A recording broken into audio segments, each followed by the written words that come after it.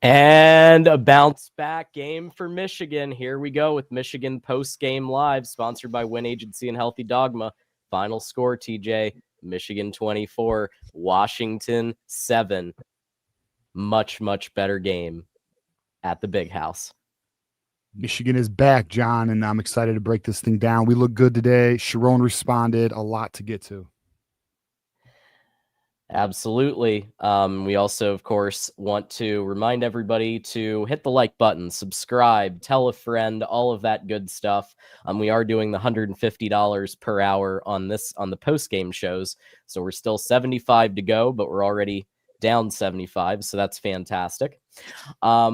As we get started here, we want to thank our sponsors, starting with Win Agency, who has a little bit of announcement with it being Medicare time. The Medicare annual enrollment period is here. Running from October 15th through December 7th, this is your opportunity to review your Medicare coverage and make any changes for the upcoming year. During this open enrollment period, you have the ability to move from one plan to another, or if you have prescription drug coverage and want to change plans, now is your opportunity to do that. Here's the key. Plans change every single year. Premiums, copays, and networks may be different in 2026. So even if you're happy with your current plan, it's smart to compare. And here's a few extra tips. Make a list of your prescriptions, your doctors, and we'll check to see if they're covered under your new plan. And don't wait until the last week. December 7th is the deadline. And if you need help sorting through your options, you can call us here at Win Agency and talk to a licensed Medicare professional who will help guide you through the process. Take advantage of this window to make sure you're covered with the best plan for your health and budget.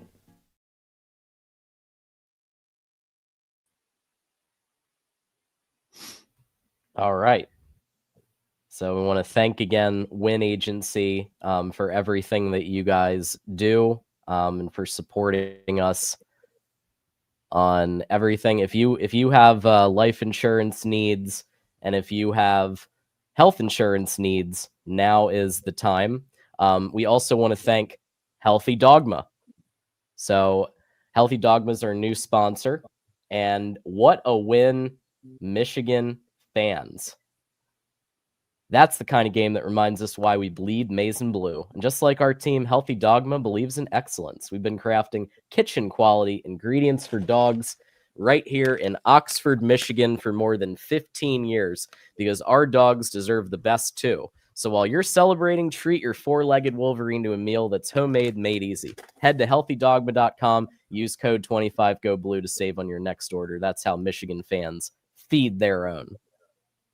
How about that? All right. So let's go ahead and get started here with our post-game analysis brought to you by FanDuel.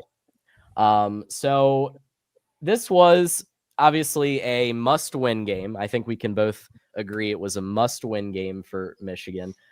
And when I heard that both starting tight ends were going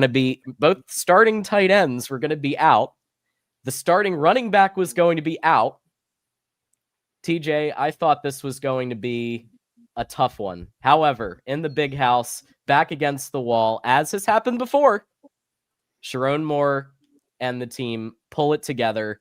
Shout out to Swanky Wolverine who let us, who's given us permission to use this graphic. Step Brothers, the Marshalls having a day. So on offense, starting things off on offense. What did you see here that was just a positive? And what was kind of the difference in this game versus last time? Yeah. Well, to be honest, I think the message was made clear this week. I think Sharon Moore got to his team, got to his players, got to his coaching staff. Michigan put up 417 yards of total offense against Washington today, 230 through the air, 187 on the ground. Shout out to Jordan Marshall, which we kind of hit on. And just a well-played game. Now, was it perfect? No. And there are some areas we'll get into, like drop passes and things like that. But at the end of the day, this today looked like, John, Michigan football, right? This is what we are used to seeing, this style of play. Now, was it perfect? Absolutely not. Is there areas to improve on? Absolutely. Are we a young team? Clearly, we are a young team.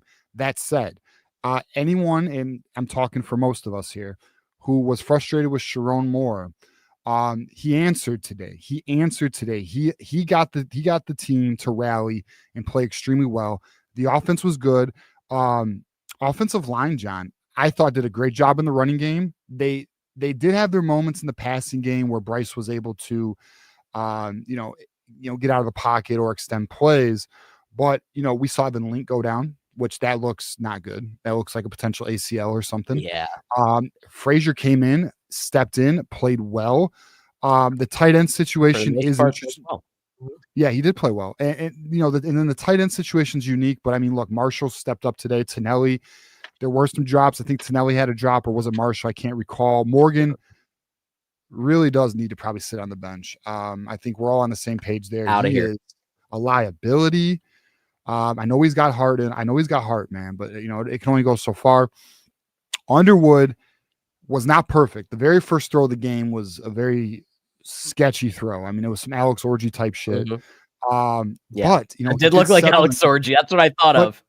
What I loved watching Underwood today, John, is I felt like we were watching him grow in front of us, putting touch on the ball.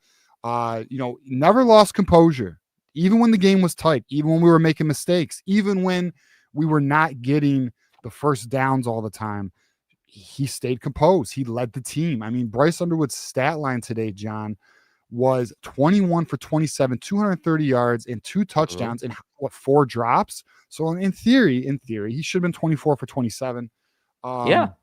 Elite day for the young 18-year-old kid, right? I mean, look, at the end of the day, John, and I know we're focusing on offense, but this team showed up. Michigan showed up today. Michigan kept their season alive. Michigan kept their playoff chances alive. And Michigan looked like Michigan today. I was very happy with it. It was a stressful first half. I know we were all going through it. I was going through it. We were all going through it. And it's because it looked like we were missing opportunities. We were beating ourselves. But I was happy. I was happy to see how the team responded today, John. Yeah, I think that the biggest thing was trench play. Now, were there a couple of times when either Frazier got knocked back or somebody got knocked back? Sure. But for the most part, compared to last week, on both sides of the ball, trench play was significantly improved. So even when there were drops, and I agree with you. I think Samaj, you're out of here. Simpson, you're up. Or Browder, you're up. Marsh, go to slot. Something needs to happen there. Samaj needs to sit a few weeks. I'm done. He needs to sit because I think that that's the only thing holding us back from a 10-2 potential season is Samaj. Because if the line play stays this good, remember, the toughest game left is also in the big house. So the big house factor clearly played a role today. Trench play was good. If that happens again, and then you have Simpson or you have Browder in there, I genuinely believe this team could still go 10-2 and be in the playoff. Yeah. And that's a wild thing compared to where my head was last week in the glass case of emotion. To continue with the Will Ferrell references today, we're gonna have a lot of Will Ferrell references, I think, from some quality films there. But compared this week to last week, night and day, but Samaj needs to go. I think that the play calling, for the most part, Chip Lindsey called a masterful game because he was able to scheme guys open. He was able to scheme Zach Marshall open. And Zach Marshall is a player that I have been waiting. Like, I have told you guys for like a year and a half, wait, because there's going to be a game Zach Marshall blows up. And I've believed in him. And this was his game. 72 yards, 5 receptions, a touchdown, which was the play I was just referencing. Chip Lindsey able to scheme him open. And I think Chip played, this was Chip's best called game because he was able to utilize the personnel he had. He utilized backup tight ends, backup running back effectively. And Bryce was able to have enough time to actually throw in the pocket sometimes. And then sometimes they rolled him out. very effective on play action. The play action worked because Jordan Marshall was working, because the run was working, because the line was working, so they had to respect the play action fake. And when it happened, it started working. And so I think that on offense, really good. And what's also interesting is Michigan had more receiving yards than rushing yards. 230 in the air, 187 on the ground. And that's something you don't hear a lot in Michigan football. And so I think Chip Lindsey called an excellent game today, TJ. Yeah. I mean, look, I have never been out on Chip Lindsey. I have believed in Chip Lindsey this whole season. We have felt that maybe Sharon has had some influence on the play calling to an extent since he's been back from his suspension, but it did look like Chip Lindsey was very, had open range today to what he would want to do. I mean, the offense did its job, John. The offense stayed composed, got us points, marched down the field consistently. It was a first down that, the challenge that was not, or the lack of challenge on that. But then we got the interception by, I believe it was Sullivan. So I mean, look, at the end of the day, they did their job. If there is an area of question, which I know special teams is not offense, but it is scoring, Zavada, what's going on? I don't know. That's a very interesting situation there. What we thought was probably the surest thing coming into the season appears to be one of the questionable. I mean, let me ask you guys this question, and not to, take down the vibe, but I mean, honest question. Fourth quarter, 5 seconds left in the game. We need a 3 to win against Ohio State. And it's a 52-yard kick. How are you feeling? Now, before I'd be like, oh, it's a lock. We're money. Now, I don't know. We'll see. Hopefully Zavada can get it together. I mean, obviously it's a mental thing. We saw him play elite last year, All-American kicker. So yeah, that's why I'm there, but not to beat too much on it. Hopefully he figures it out. But offensively, John, great game, and if you want to transition to defense, there's a lot to talk about there as well. Oh yeah. And this is where, again, we get into rumor, we get into speculation, but there are some question marks about Rod Moore being out. He was not on the injury report. He made it to Jack Tuttle, kind of talking about, you don't know what the locker room's like. I have the images. I'm trying to get them up. But if he was pulled out because of that, which again, I will not report yes or no on that, but he wasn't on the injury report. Right. Well, I will say this. Here's what I know. During the week, we got word that there was some turbulence within the locker room since the post game on USC. Yeah. And Rod Moore was one of the names that I heard, but I didn't want to make it publicly on Thursday's show because it wasn't confirmed, and I'm not in the fucking locker room. But I will say it is interesting he didn't play. It is interesting Hillman didn't play. Who knows to what extent who was involved in all of the locker room situation. And from my understanding, it wasn't even just players. Some coaches were involved as well. But at the end of the day, that's not a negative. Like, I want to stress this, okay? Because the truth of the matter is, when you have a bunch of alphas in a room, you have some high profile athletes, and you are not meeting the results that you have worked for, there is going to be frustration. There is going to be tempers that boil. And it's all about how you respond. And what's beautiful is no one can deny or argue Michigan did not respond today. They played good football, John. We were tackling today, sound football, fundamentally disciplined football, physical football. Now, is it to the elite status we were used to the last, 3 years prior to last year? No, but that's okay because we are a young team growing and developing in front of our eyes. We are the youngest team in the Big Ten, but that's not an excuse. We're not using it as an excuse, but we are trying to bring some context to the reality of the growth of the team.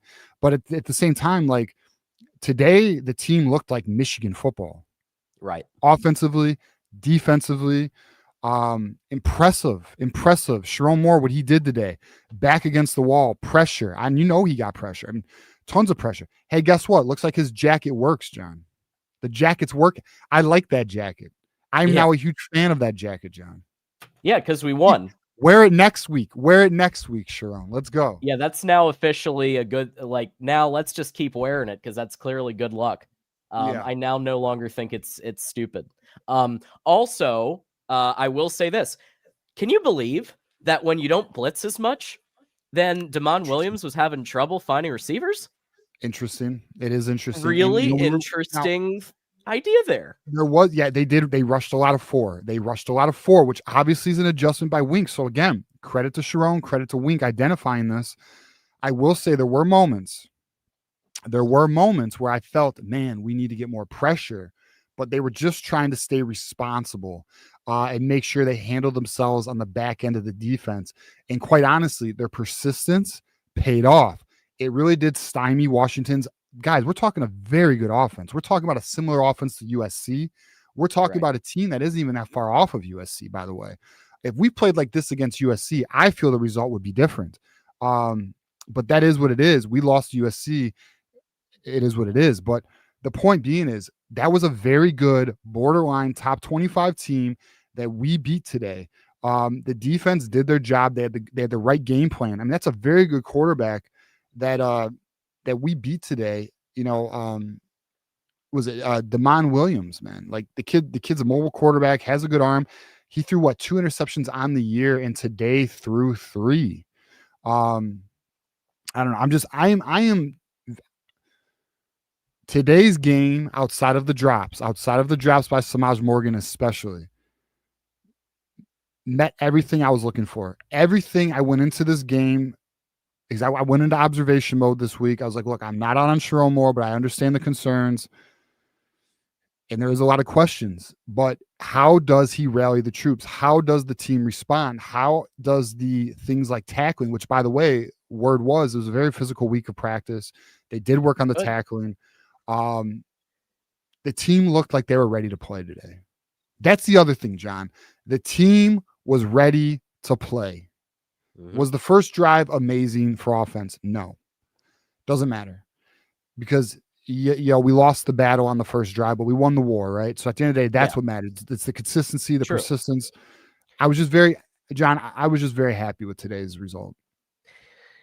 Yeah, the team looked ready. They looked well coached. They looked prepared. Yep. You know what I like the most? And this is so Sharon Moore lighting into the running back, Jasper Parker running at back, the end of the Jasper game. Parker, That's right. for not hitting where he should have gone. And I love that because what did we talk about all week? I know. Too much of a friend, not enough of a coach. I'll tell you what. They benched Hillman for sucking. They benched. I may disagree with Rod Moore for the tweet potentially. Maybe. And then this. Okay, these are 3 examples now of Sharon Moore being a coach, not a friend, which I like. This is a good thing. This is growth.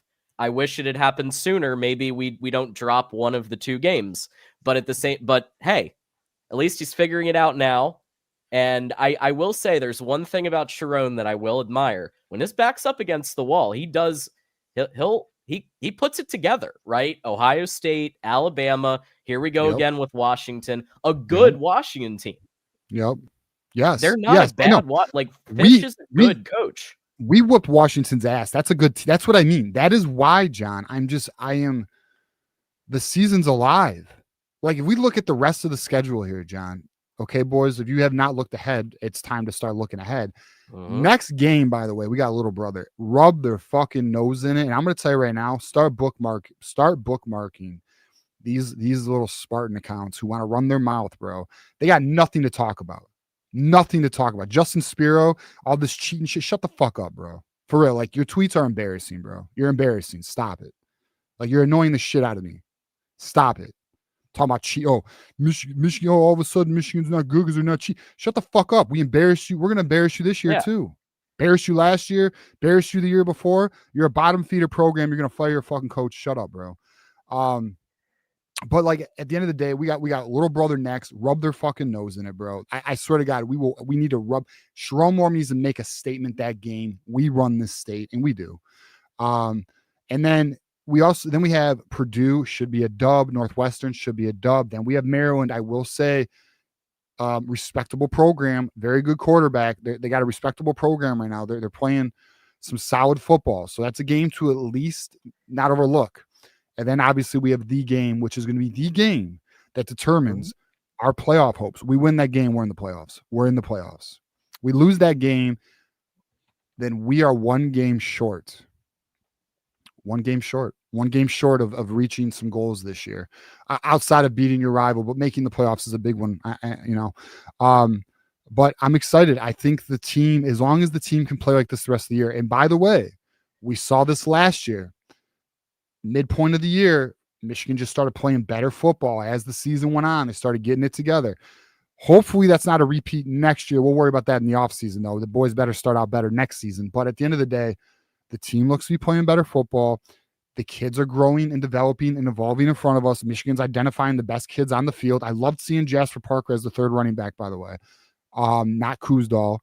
And then the linebacker situation is real interesting. And then somebody asked about Houseman. I don't know if there's a super chat or not, but he was walking on his own. He seems to potentially be okay. We'll have to just see how that goes throughout the week. But John, Michigan is back. Let's see what they can do 1 week at a time right now. That's where we are, 1 week at a time. And then let's beat the shit out of little brother because they suck. And they annoy me. Absolutely. And let's also shout out Cole Sullivan, Jimmy Rolder, and Jacob Olden for putting together 3 interceptions. We've been talking about the secondary. We've been talking about some of the leakiness going on there. And Williams at times, this kind of reminded me a little bit of the Michael Penix game in 23 in that he was getting some movement and he was getting some yards, and then interceptions. Will Johnson or Sanders still the interception on that one. Well, 3 interceptions today on Damon Williams. So I do think he's a great quarterback, but our guys came in at the right moments to make those interceptions happen. And I think that really was a key difference in the game from this. Because I believe it or not, the score doesn't reflect how much of a whooping this actually was. Like, this is like exact opposite of last week, because we had a really bad drop from Samaj. We had a really bad drop from Jair Hill that would have led to potentially 6 points on pick 6. So we're looking at potentially a 34 or 37-7 ass whooping. Okay. So it was very close to that. This is still a really great win for the team. Really happy for the guys. And thank you to Jackson, because Jackson just brought us to hour 2. That's right, folks. We are going an absolute minimum of 2 hours, thanks to the man himself, Jackson Johnson. I want to hit on the other critical thing, which we did kind of touch a little bit, but the culture is still alive. Yes.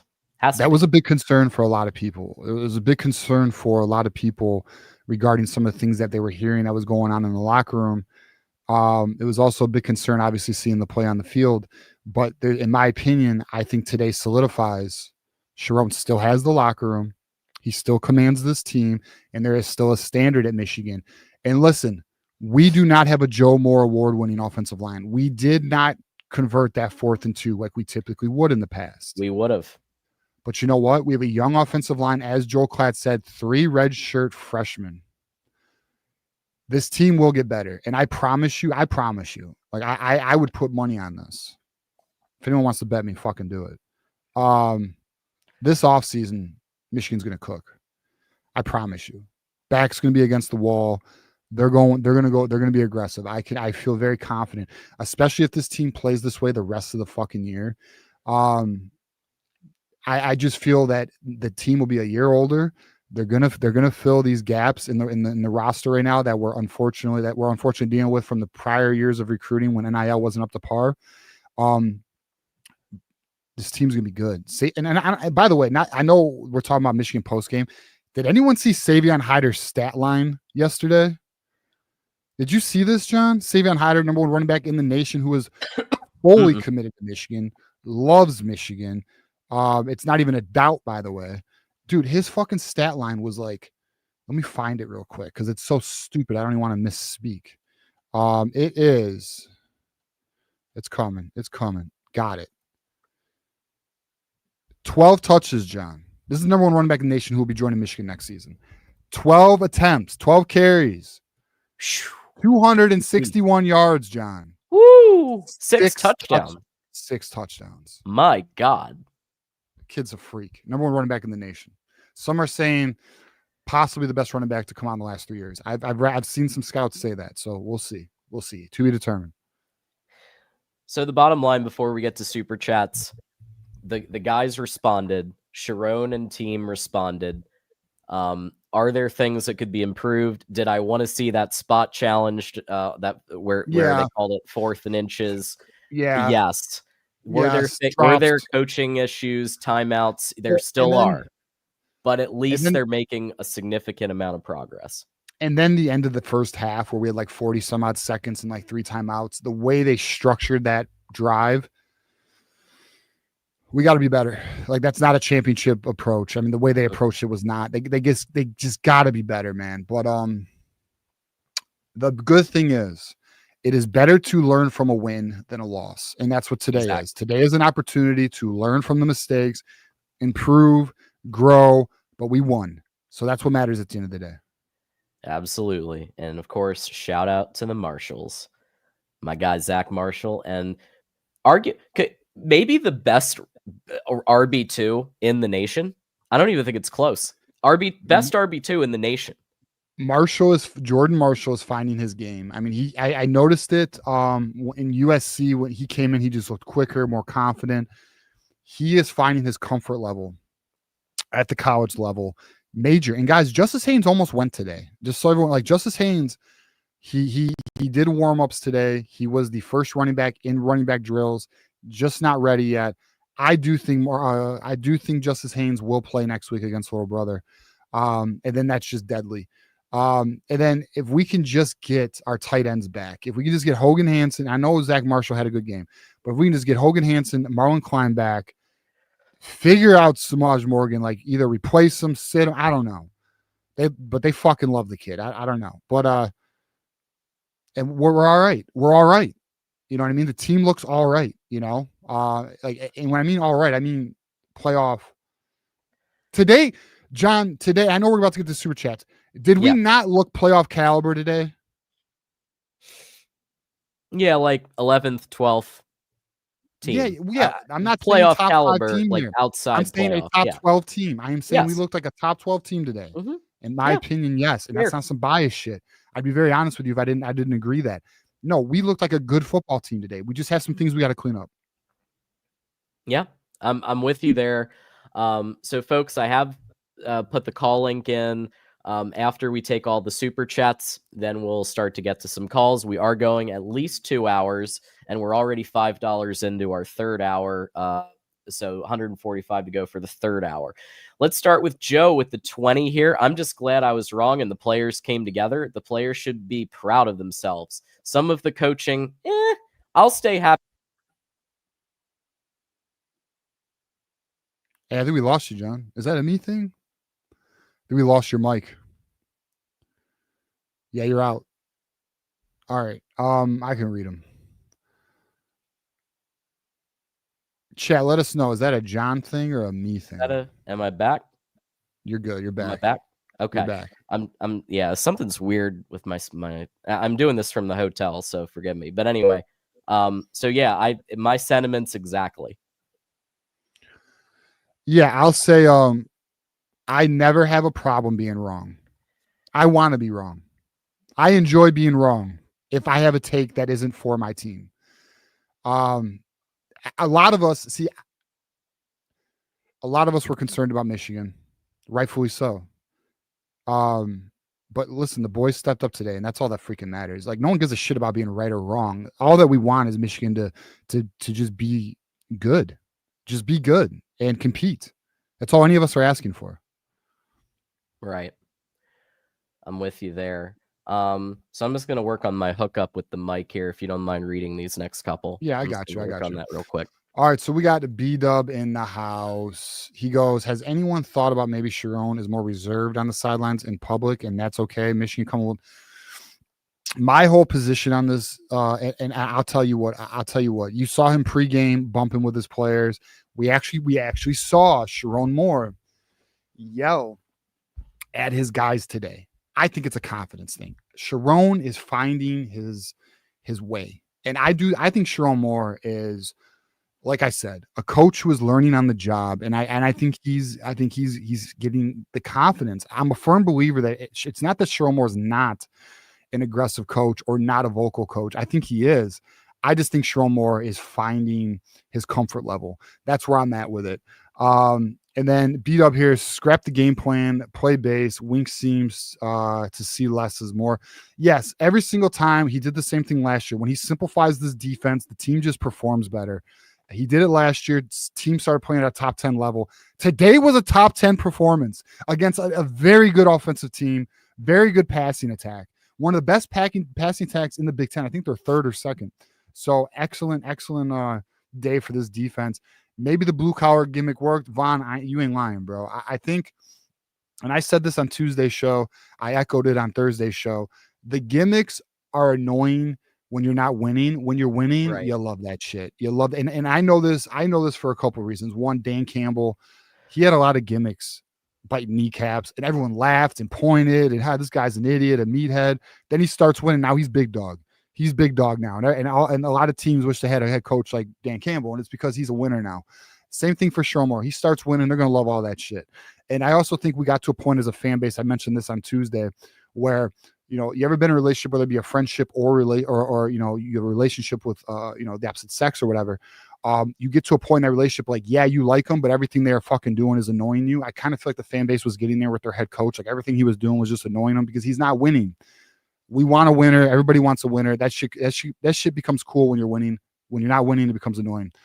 We got Tyler here, 499 Super Chat. The Marshals balled out today, and the defense surprised the hell out of me.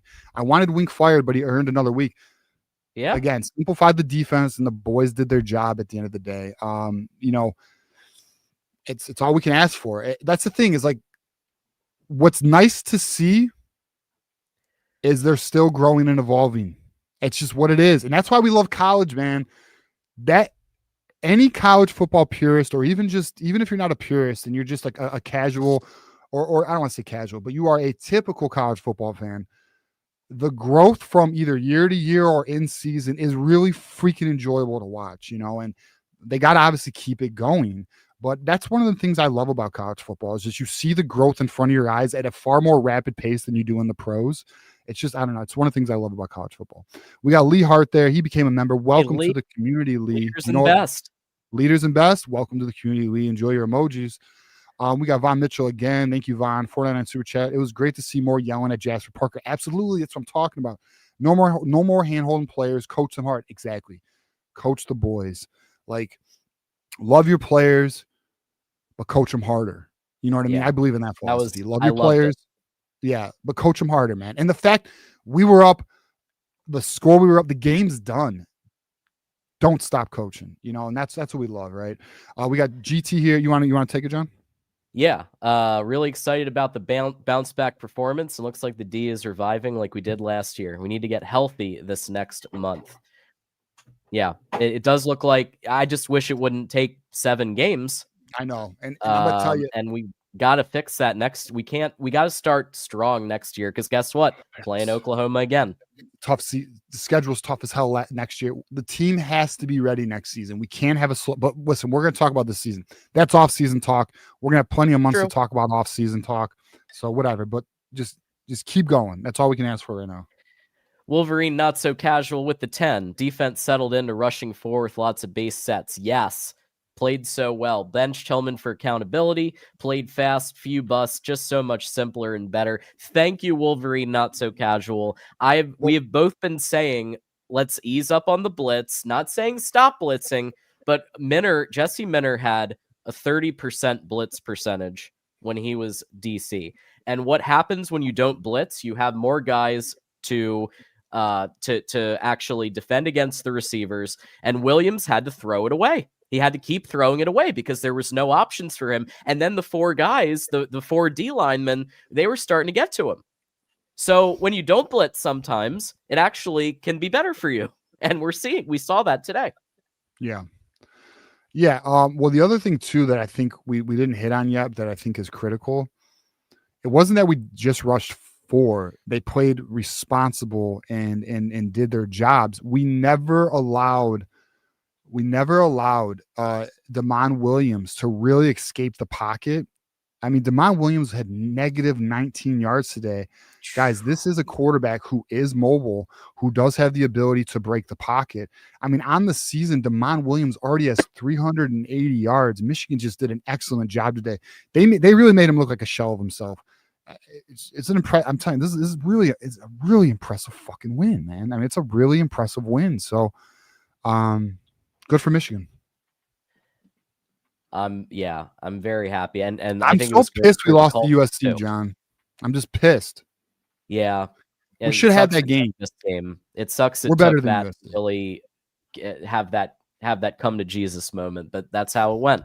Michigander, 7 months of membership. Thank you. A lot of problems on both sides need fixing. You're not wrong. Well, I'd say a lot less problems. I mean, less problems than before. What's our problems right now? I mean, listen, tackling was better. Would we agree tackling was better today? Drops was really one guy. I mean, I think Tonelli had a drop. Bredesen, the one that hit his fingers, that was on Underwood. That was just a little more Underwood touch. had a couple of balls. Drops. But guys, Samaj Morgan had like 3 on his own, didn't he? I mean, like, that's a player. Samaj is the weak link of the team that needs to spend some time on the bench. He's holding us back, respectfully. You know, I mean, like, I hate to say it. You know, I want him to win. I want him to succeed, but it's just what it is. You know, defensively, I don't know. I mean, I feel like the team played. I mean, how can we be upset with holding them to what, 7 points, man? I mean, I can't be that upset. That's an offense. That's an offense, bro. That offense has been averaging like fucking 30, like 5 points a game, 37. Yeah, we held them to 7 today. That's a big time. That's a big time, dude. Wolverine, not so casual. Underwood with his best game of the season. I agree on that. 25 for 27 on catchable balls. And that's 77% completion with the 21 for 27. So started taking some throws off by the end. Good adjustment. Yeah. Yeah. I mean, Underwood just he lived to the the expectations today. I mean, now the first throw was not good. Right. That is branded into my brain because I was watching. I'm not gonna lie. I don't know how anyone else feels, but that first half was stressful, bro. Like, I was like Michigan. Like, I hope no one takes this the wrong way. Just hear me out when I say this. I don't know why anyone does drugs. I don't even understand the drugs. I'm gonna tell you. Watch Michigan football. You want the roller coasters, the highs, the lows, the fucking excitement, the stress, like. Watching Michigan football is really the full like spectrum of life, bro. Like, you are stressed, you are pissed, you are happy. Like, it's crazy, bro. Like, Michigan football will put you into depression, and it will also give you some of the best like feelings ever. So, yeah, it's wild, bro. I think it's time we try Simpson over Samaj or Andrew, 100%. The alternative, Browder at Z and move Marsh to slot. Either way, Samaj needs to sit a few weeks. I think it's time. Another 3 drops today. The drops are just too much, and these are balls that are catchable balls, and we just see it again and again, and like, there has to be accountability at some point. Yeah. So he's the punt return. He's the kick return. They're just going to use him, bro. I mean, I don't know. They just believe in him. I just can't believe Anthony Simpson can't crack some playing time. Right. You know, so I don't know. Are you good, John, or I gotta take these super chats? Yeah, no, I got it. Now it's my cam. It's always something. But anyway, so it's time to try Simpson over Samaj. And then next up we've got, holy shit, you stop blitzing linebackers every play, and look what happens. Sheesh. Yeah. You look like a defense. Yeah, exactly. Shock. Surprise. Fair point. I mean, it's we all see that. Yeah. Courtney says Lindsay does great not putting Bryce in bad situations, but I'm done with stink. Oh, his players bailed him out as usual, putting players in bad situations. Really? I don't know. I thought we did well today, man. There was still a little too much blitzing in the first half for me, but he did adjust. Today there were adjustments. I mean, dude, we held them last week. Even their their touchdown on 7 points. It was such a struggle bus for them, bro. Like I listen. I'm going to say this, and I mean, listen. One of the things I stress here is it's okay to disagree. I think Wink did a good job today. Yeah.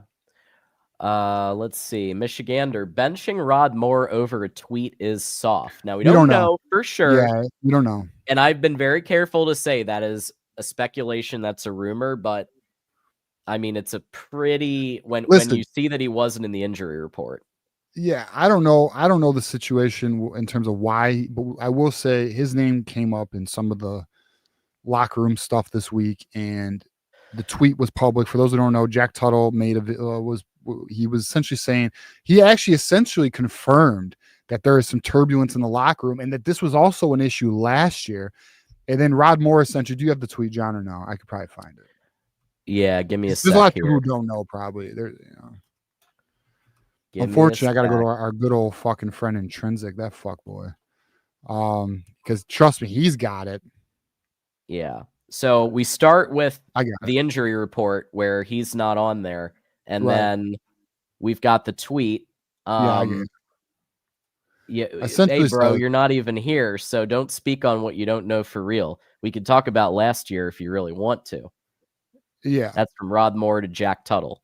Because Jack Tuttle made a video, or he was, I think he was on a podcast, and he essentially said their coaches and players are, kind of arguing with each other right now. But end of the day, like, I'm going to just be honest, that's not uncommon, especially when a team is struggling. And it's just, how do you respond? I mean, right. It's okay. Like it's sometimes that's healthy shit though.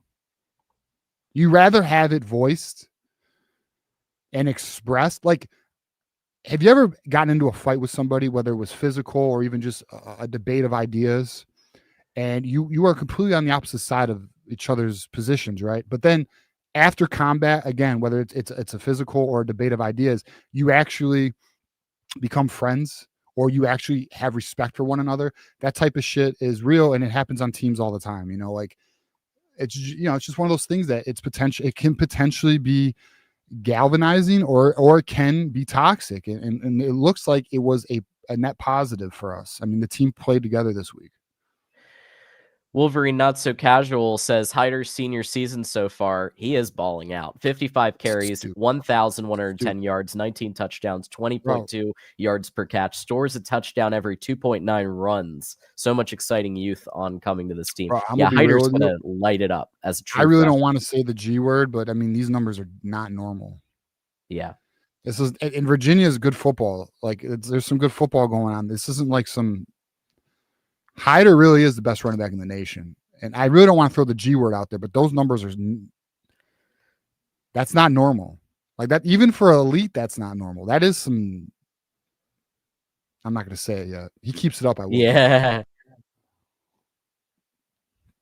Yeah. That's going to be your running back next year, by the way. He's going to be splitting carries with Marshall.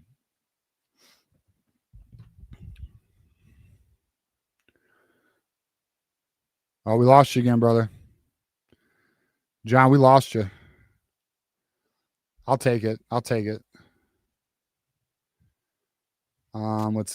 Where are we at? Adjusted to rushing 4. Okay, you're good. Yeah, Wink. Okay, yep, he did. This is true. Dean B says again, 10-2. Fuck Ohio. Always fuck Ohio. It's always. Yeah, I think we could go 10-2. I think every game is winnable now. 100%. Like, I think it's very possible to go 9-2, get to Ohio State. We should smack the next 3 teams. Maryland is a respectable opponent that we cannot overlook. That's it. And then you got Ohio State. And that game is home. And you know what? You live or you die that day. Period. It's just what it is. GT says Washington was one of the best second half teams in college football coming in, and we dominated them in the second half. That was the most encouraging thing to me. I agree. Yeah. So for those who want Jed Fish, Sherrone Moore said, fuck you, respectfully, of course. Milk was a bad choice. I don't know. Was it? I'm a Milk fan, boy. I don't know what you're doing, bro. What are you going in the sauna after drinking a glass? What are you doing? Yeah, I don't know. Travis says third string blocking tight end has better hands than Samaj. Well, who doesn't? Our linebackers have better hands than Samaj. Come on. Everybody does, it feels like. Well, I will say this. Both Tinielli and then obviously Zach Marshall both played very well today. I was very impressed with what I saw from both of them. Well, Tonelli had that drop, so I'm not gonna say very well, but he was there. Overall, I mean, 3 for 38, 3 receptions, 38 yards, not bad. And then obviously Zach Marshall, 72, 5 and a touchdown. That's not bad. You know what's nice, John? What's that? Is we can look at the box score, and my quarterback has 230 yards. I got a receiver every week going over 100. Oh, well, I'm sorry. Actually, I just lied. I lied to everybody. It was 72. Whatever. We got multiple receivers doing things from Marsh to Marshall. McCauley's really got to do more, though. I will say that.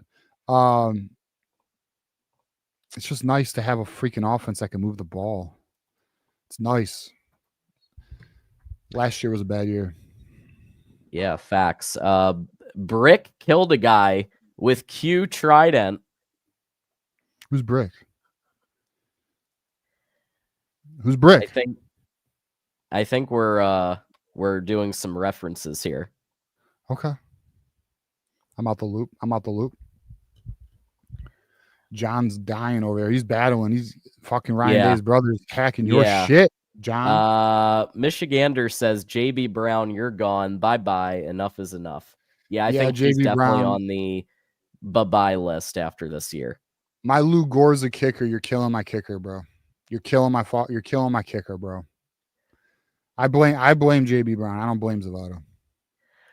Marsh is a beast. That one-handed catch, geez. Yeah, Marsh is making a case for wide receiver 1. McCauley is good. I'm not saying he's not, but remember that McCauley's also a converted quarterback.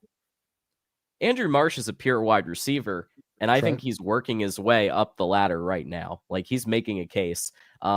Jeremiah Smith, who? You got to piss off some Buckeyes, John, but whatever. No, yeah, whatever. Yeah, who gives a fuck? Fuck Buckeyes. But man, he's only a freshman. That kid, like, you know what I love about it, John?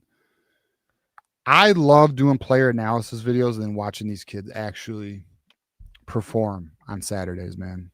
Like, it's amazing. I'm so waiting for the Jamar Browder moment, right? I really need to see Jamar Browder on the field. That'd be just icing on the cake right now. So Bull's doing some Anchorman quotes, which for whatever reason I don't remember that part. Well, I'm gonna be real with you. I might lose some love here from some. I'm not a fan of Anchorman. Yeah, I think it's all right, but I've seen it like once, and like sometimes sometimes the references, like if I've seen the movie like once or twice, it's like, so we need to watch it more, I think. Hey, I will give a score update. It is 14-10 Indiana over Michigan State. Okay. Contract getting to Critzinetti's head a little bit. Yeah, well, listen, you get offered, what is it, $11 million a year? That'll do it. We've seen that a couple of times with coaches. They get offered the big salary and then they drop. They like lay an egg the next game. But I think he can come back and win it. Well, they're winning right now. It's just they're winning, so I think he'll come. I think they'll rally and they'll get the win. Goat says, member for 5 months. I saw exactly what I needed to see today. The OL has earned my silence for now. Yes. Moore was fired up and acting like a head coach. Yes. Jordan Marshall played to his potential today. Yes. Bredesen is that guy. Yes. I'm totally fine with all of these things. Absolutely. They earned. I obviously feel how you want, but I feel this Michigan team, this coaching staff, and these players earned your patience. Now, granted, they can ruin it next week, right? Like it could be taken away.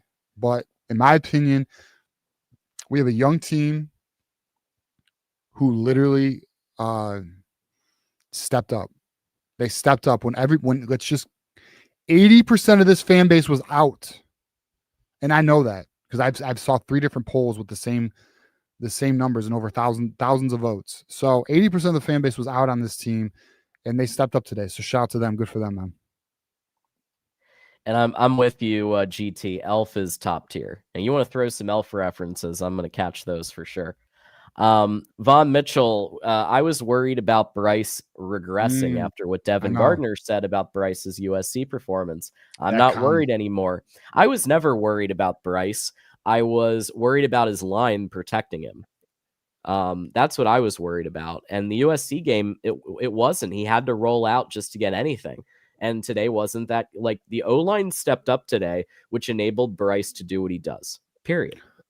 Yeah, so the when Devin Gardner made the comment of he feels Bryce Underwood's regressing, I'm not gonna lie, that was, in my opinion, an impactful major comment. Like, because it's not something I fully realized, but when he said it, I was like, is he? I mean, maybe, maybe. I mean, I hope not. And but no, Bryce looked good today, man. He looked, outside of the very first throw, and the throw to Bredesen, he was good all game. Absolutely. We're 91 to go for the hour 3. So you guys are once again pitching in and making it happen. Kicking game is subpar. Yeah, fire JB Brown. We've already said it. He needs to go. I also think, even though the line is doing better, Grant Newsome, you're on the hot seat. Ron Bellamy, you're on the hot seat, because guess what? Andrew Marsh, like, these are things that are happening like literally years after, which makes me think Soup has a role. It makes me think Chip has a role. I still don't know if Ron Bellamy's the answer at wide receiver. But yeah, JB Brown is at the top. To take the best kicker in the nation and to make him worse, I don't know. The punting game is awful. It was a little better today. The punting game is awful. Shit. Punting game is shit, man. Oh, gosh, you're stressing me out, John. The special teams are crazy, and it's not good. Travis says keeping Williams in the pocket was key. Yes. Yeah, I'm talking about Javon Williams. Or I'm sorry, Damon Williams. Yeah. Yeah. Agree. Not letting him escape the pocket, not letting him create outside, extend plays. Critical. I mean, I think it's overlooked. I don't think we're appreciating that enough. Major job by this defense. Well, even Barham, although I do know Barham, he did lose contain. I think it was the 4th and 1 or 4th and 2 play. He did go inside a little much, and the running back was able to get the first down. I believe that's how the play went down. But outside of that, dude, I mean, the team just good for. I mean, dude, the Cameron Brandt play on that running back was freaking elite. Yeah, I don't know, just a good day all around. Hunter again talking about Sharon Moore chewing players out today. That's what we need to see.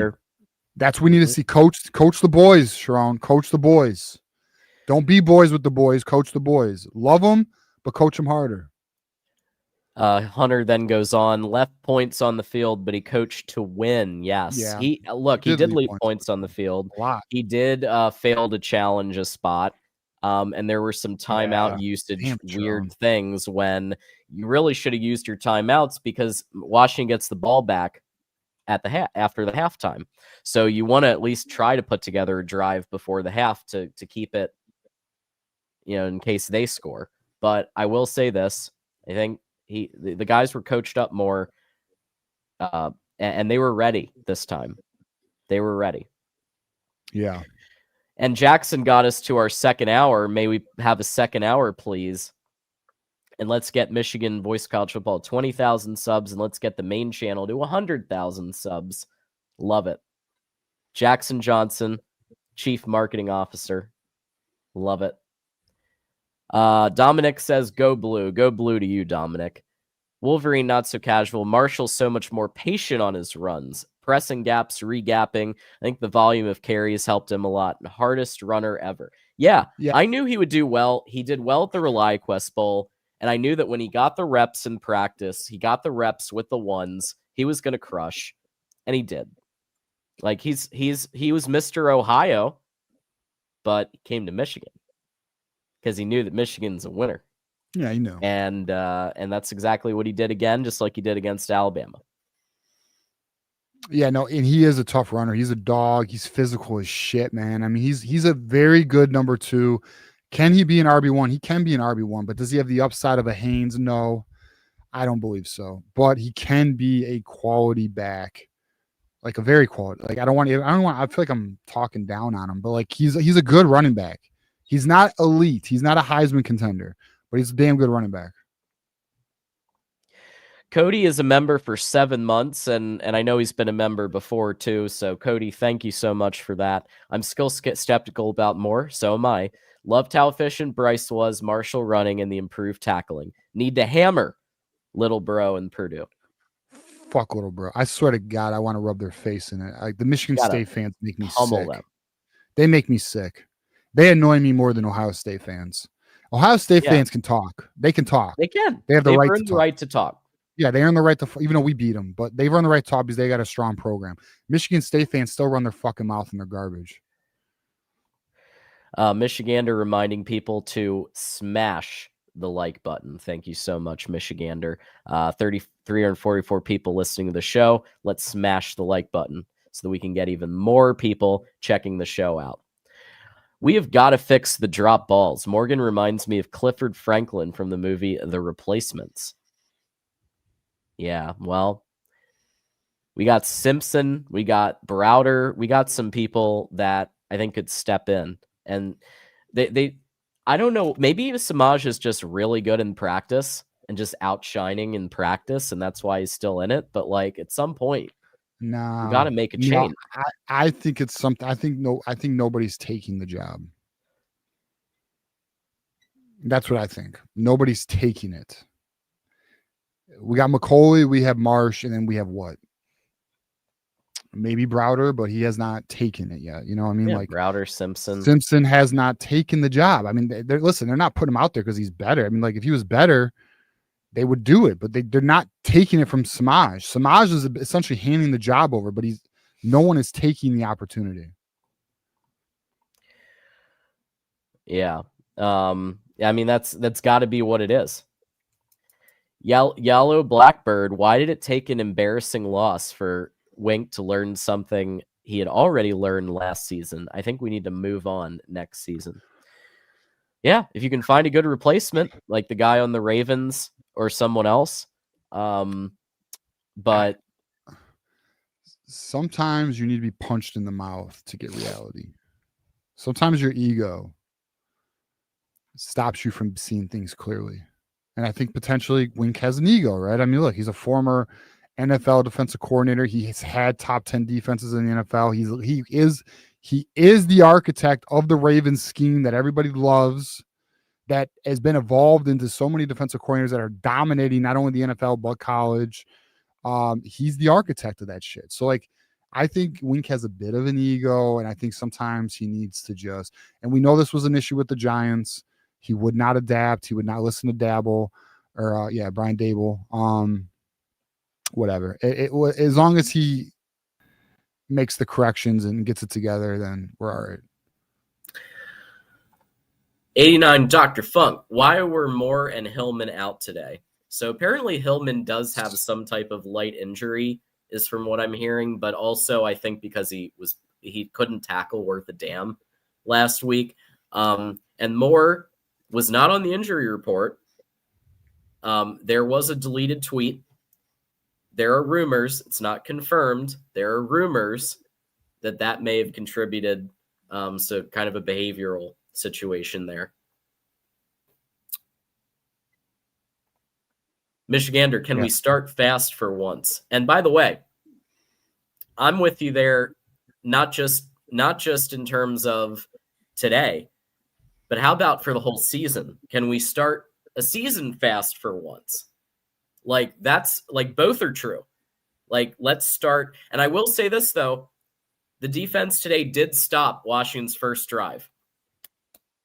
Haven't been able to do that in weeks, so give them credit for that. Yeah. 89 Dr. Funk says, I hate Link got injured the way he did, but the O-line looked really good today with the red shirt freshman backup. The youth looked great on both sides. It did. The younger players are the ones that really showed out today. Yeah. Zach Marshall, he's been with the team a couple years now, but this is really his first time really getting that major opportunity as like a starting tight end, because he's mostly been a backup blocker tight end.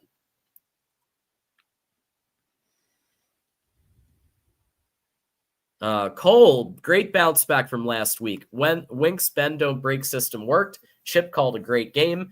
Sharon needs to wear that jacket again. Yes. Listen, I'm not against it. Look, when you win, it's great. Jacket looks good on him. I don't know what you're talking about. I mean, keep it going. What's funny is I had a couple people, and I'm not saying this is true, but I had a couple people text me like, do you think Sharon Moore watches your podcast? Because and I don't think he does. He's a busy man. But he's a busy guy. Johnny Olden was on his ass Thursday about Sharon, stop wearing the black, wear the team colors. He wears the team, and Johnny Olden's in the chat too, I think. So shout out to Johnny Olden. But all right. He's like, wear the team colors, stop wearing black. We were on Sharon Moore about being too buddy and not getting in on his players. He's getting in on his players. I mean, the team literally did what we asked of them to do today. And they did. So shout out to them, man. Hey, if Johnny got Sharon Moore to change what he wears. Yeah, he wore team colors. That's today. A big deal. He typically wears his like black, it's all blacked out type shit. Yeah. But whatever. I like it. Hey, we'll take the win. More Andrew Marsh. That's all. Go more. Thank you. More Andrew Marsh. That one-handed catch was just dumb. I mean, look, ridiculous. I'm gonna tell you all this right now. That's one of the things I love about doing the recruiting analysis, because like you can just see on the film special players, and he was fucking good, man. I mean, high school, he was a dog, and we're seeing it right now. Yeah, Johnny's still here. What's up, brother? You're welcome, fellas. Absolutely. Listen, I'll say this. I think that this right here gives us hope for the future, because there are more coming, right? Savion Hyder's coming. More wide receivers are coming. Travis Johnson, Zion Robinson. Johnson. I mean, they're on. In my opinion, Travis Johnson's on a similar wavelength as Andrew Marsh, and I think Zion Robinson's a very good wide receiver who just needs he'll need some time in the weight room. Good wide receiver, and then if Michigan could pull a Nick Marsh from Michigan State, they tried last year. Could they do it this year? Maybe. I'll just say I listen. There's a lot to be if Michigan's going to play like they did today. There is a lot to be excited about. This team is so young, and there's so much talent coming. Yeah, dude. Like, if the team, listen, I can understand why the fan base, including myself, was frustrated leading up to today's game, because we know we're not meeting our potential. But if this team plays like this, with the talent in the youth of this team, youngest team in the Big Ten, and all this talent coming, your Carter Meadows, your Savion Hyder, your Vallejos, all that shit, Alistair Vallejo, your Peter Borks, like Travis Johnson's. I mean, there's just so much talent coming to Ann Arbor. We're recruiting at a higher level. The transfer portal should be interesting. There's no reason not to be excited about what's occurring. But again, they have to maintain this level of play. If they regress back to what we saw in the beginning of weeks, then yeah, I can understand the frustration. Obviously, I'll be there with you. But if we hold and we continue, going in the right direction, there's a lot to be excited about. GT says, it's the second time all season I've been happy after a game. I hope we keep bringing this type of intensity the rest of the season. I've been happy a couple times. I was happy after the first game against. I was happy after the first game. Who we played in the first game again? It was New Mexico? New Mexico Lobos. I was happy with that game. I was happy with the CMU game. I was happy with the Nebraska game, and I'm happy with this game. I'm happy 4 times. 4 times. GT is just a nihilistic asshole. I'm just kidding. No, he's not. GT's a good guy. I'm just kidding. GT's a good guy. But I can understand the frustration. I get it. GT's saying CMU and today. I don't know. Nebraska didn't make you happy? I thought we played pretty good for our first game, and then Nebraska was a good game. Good win. Against a good team. You know, and doing it at quality Nebraska. team. Like, that's the key, is like they did it at Nebraska when Michigan has not shown up in away games. They showed up in that one, and it should have been an even bigger victory. Again, there were some issues, but yeah, the frustrations for me are Oklahoma. I understand. USC, I don't understand. We didn't come to play. Bo says Nebraska was sloppy. I don't know. I thought we played pretty all right there. I mean, was it perfect? No, but I mean, I thought we played some sound football. Dan the Man says, I was happy to see Sharon getting on Jasper Parker's ass at the end. Seems like he might have some fire. Yes. Yeah, looked like a coach. That's what we want. Yeah, there's a couple of signs that he may have heard some of the criticism of him being too buddy-buddy, right? Like Devin Gardner talked about it. Yeah, there was a lot of former players, bro. A lot of former Jake Butt, Devin Gardner, Channing Stribling, Jack Tuttle, all vocal this week. Yes.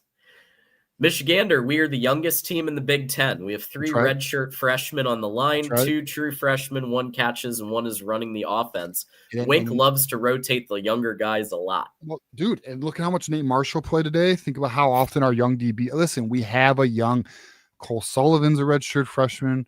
We have a very young team. We know this. Although I don't want to use it as an excuse. Okay, we should be a playoff contender. But yes, there's a lot to be excited about, a lot of youth, a lot of potential with this team, man. Indiana just scored against Michigan's stupid little brother state.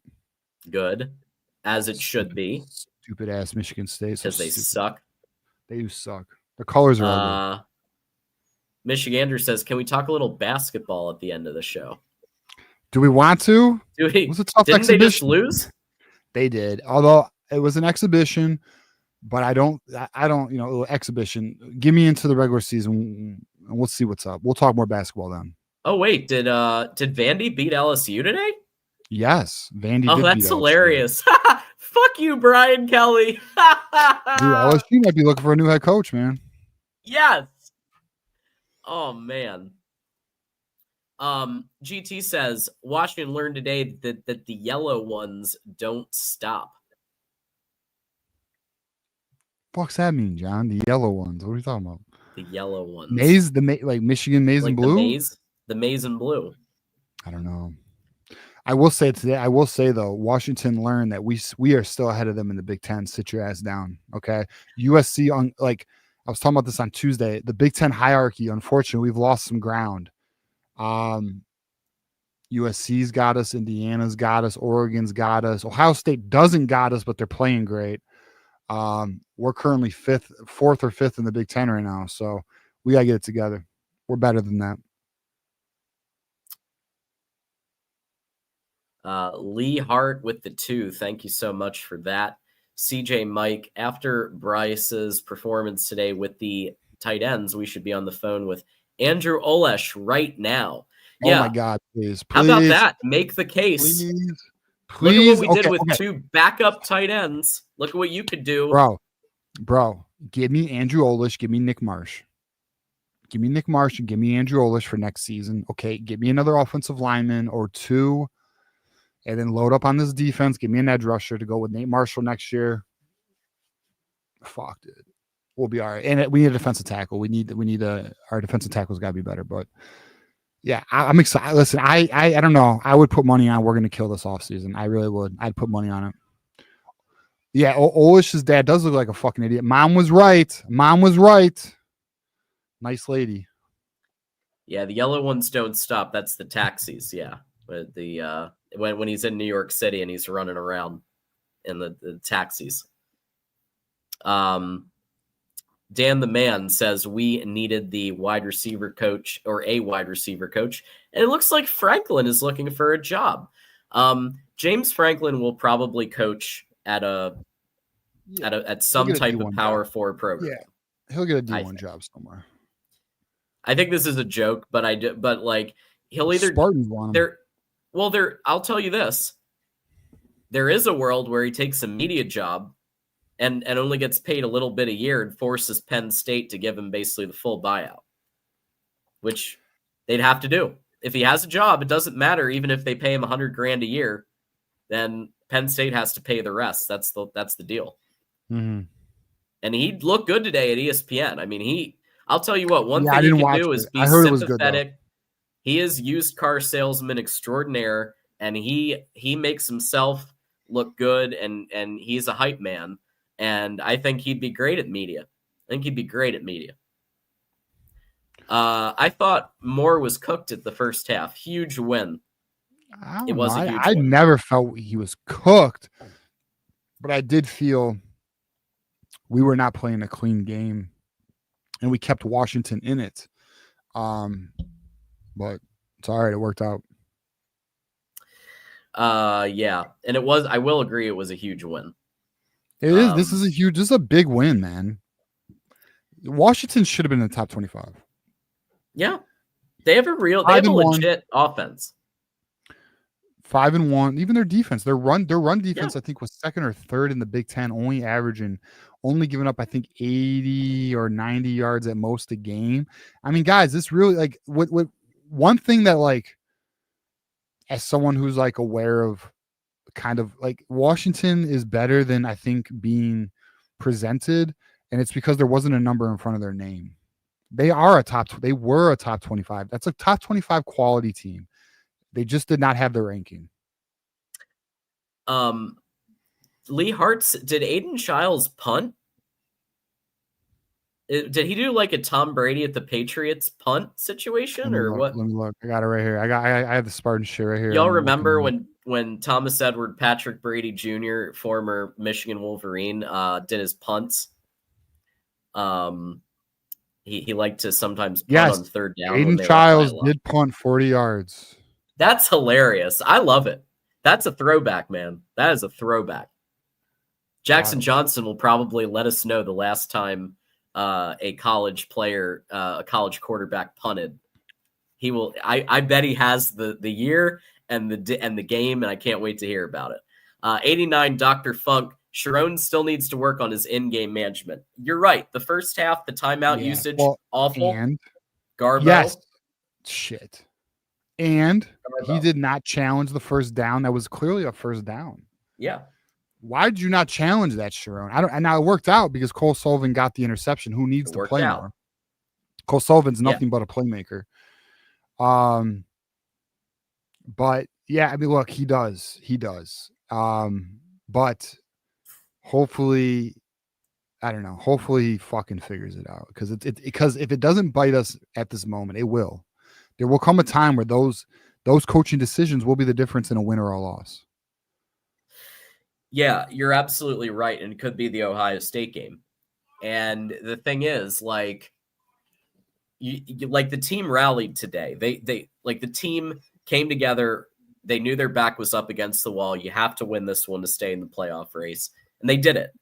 But Sharon, no challenge on that spot. And like, okay, there were two problems I had with that. Number one, he didn't challenge it. And then number two, he didn't go for it. 4th and inches? Jed Fish went for it in almost the exact same position earlier in the game. 4th down in his territory, he still went for it. And I had multiple issues with that one. And then just not using the timeouts to give yourself a chance to put together at minimum a field goal, knowing that Washington gets the ball back at the half. Garbo.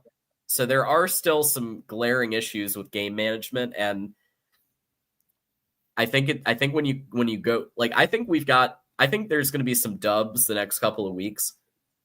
Knock on wood. But then you get to Maryland and then you get to Ohio State. Yeah. Mm-hmm. You got to have good game management for those two games, I think. Yeah. Nick is calling you out for Call of Duty. I saw TJ go 4 for 36 on, I don't know what the hell that means. Team deathmatch. Team deathmatch on Black Ops 6. Quit Call of Duty, bro. You trash. Okay. So I have not played Call of Duty Black Ops 6. There was a time though in college where I played Call of Duty every freaking day. And I was on some like 34 to like 4 kill death ratio type shit. I was crushing it. Black Ops, Modern Warfare 2 and 3. I was all on it, and then I lost interest because the game kind of became repetitive, to be honest with you. And I didn't like the way the zombies was going. It was just, I don't know. I just lost interest. I don't play it anymore. I don't even have time for games. I wish I had some more time for games. JRM rounding it off here for us. It has been a minute, but fuck Jed Fish, fuck Washington. I may have had 12 heart attacks during this game, but it's a win. It was stressful. It was stressful. Can't wait for the belt to ass that little brother gets and Ohio gets, aka little sister. Rub their fucking nose in it. I swear to goodness, bro. I want to pee on their floor and rub their nose in it. F little brother, bro. Yeah, I'm really excited to stick it to little brother. Like, that's going to be such a fun game. They just talk too much shit. They're going to show up for it. They talk too much shit, bro. Like, they just talk too much shit for not being good. And then they want to, like, come at us. They really do have a little brother energy. They have the biggest little brother energy. And then they hide behind their friend Ohio State. They live through Ohio State, even though they're not getting the victories because we're beating Ohio State. Like, it's pathetic, dude. It's really a sad fan base, bro. It's just, and it's I know some Michigan State fans in my personal life too. And fuck, my uncle, my great uncle actually played for Michigan State in the 60s, dude. Yeah. There's been some questions in the chat about linking up for Maryland. I'm thinking if we do a get together, we're gonna make it members only. So I think that's I'll probably be sending an invite to members. So we'll do a members only post. And any level gets in. So you could be leaders and best, those who stay. I don't care. But I think that's fair. So we'll post that, and I'll find a spot like near the stadium, somewhere nearby, like before the game, to do like a little mini tailgate or thing, and we'll meet up there. All right. So we're up to date on Super Chat. So let's go ahead and hit our second round of thank yous for our sponsors before we get to our callers. So first up, we've got, I am so happy that we get to play the win video now for the Win Agency. Hey, Michigan fans, another exciting win for the Maize and Blue.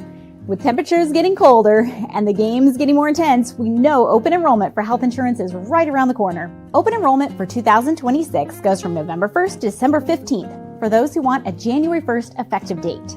Let Win Agency take care of your health plan so you can spend more time and energy following our amazing team. Give us a call or visit our website today. Go Blue! Feels so good. I get to play the Win video now. Let's get it. Let's get it, John. So thank you to Win Agency. Consider them for life and health insurance. And then, of course, Healthy Dogma. The Wolverines did it again. Big win, big smiles, and you know that your dog feels that energy too. Celebrate the victory with Healthy Dogma, real ingredient dog food made right here in Oxford, Michigan. Let's go. Our pet mix dehydrated dog food made lets you whip up a homemade meal in minutes. Just add water and your favorite protein. I've got that one right here. Fuel your dog like a Michigan fan, a true Michigan fan, at healthydogma.com and use code 25GoBlue for your exclusive fan discount. Victory never tasted so good for you or your dog. I love those. Yeah, excited to have Dogma. Excited to still have Win Agency rocking with us. John, there is another sponsor on the horizon. Am I right?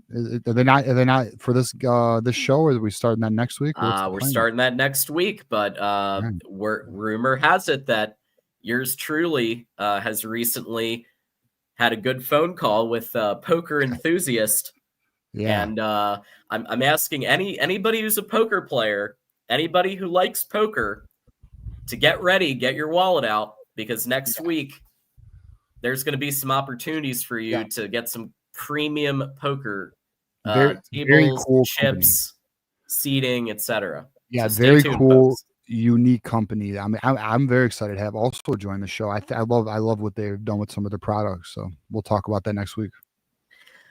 And one more super chat here. No more Jed Fish. Now he's saying John Harbaugh to Anarch. So Michigander is out on Sharon.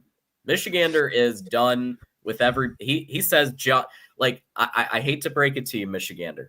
If John Harbaugh gets fired from the Ravens, he is going to go to an NFL program because there's about probably 10 desperate NFL teams, the Jets especially, who are going to make a phone call and they're going to say, John Harbaugh, we need you. You won a Super Bowl. Get over here and help fix our program. There's at least 5 to 10 in the NFL. He is not going to have to go to college. I hate to tell you guys, like, John Harbaugh is not happening.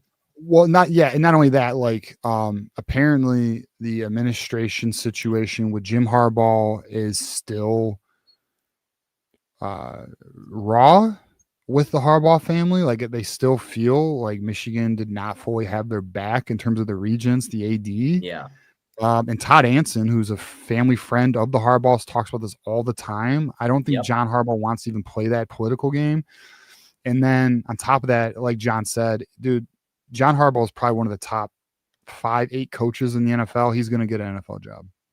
Yeah. And I don't even think he's going to get fired at the Ravens. It's a mess in Baltimore, though. I mean, they're really, they might need to go through a rebuild, to be honest with you. We'll see. Not my problem. I'm a Lions fan. With that said, let's get to our first caller, who's been waiting patiently. Friend of the program. He's the host of Alabama Crimson Tide Live at the Voice of College Football. Jackson Johnson in the house. Jackson, great to have you here. Very curious if you know the last time someone's punted who's a quarterback. Ironically, it happened today with John Mateer against South Carolina. 4 minutes left in the game for 40 yards. Oh, John Mateer did it too?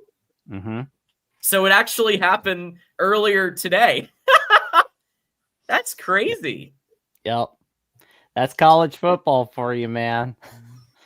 Oh, man. Congrats on the win. I mean, like you said, the Marshals got it going today. They got it rocking and rolling. And I'm looking at the stretch for Michigan's schedule. Looks pretty easy. All you got to do is win a few more. You got Buckeyes coming to your town on bid noon kickoff.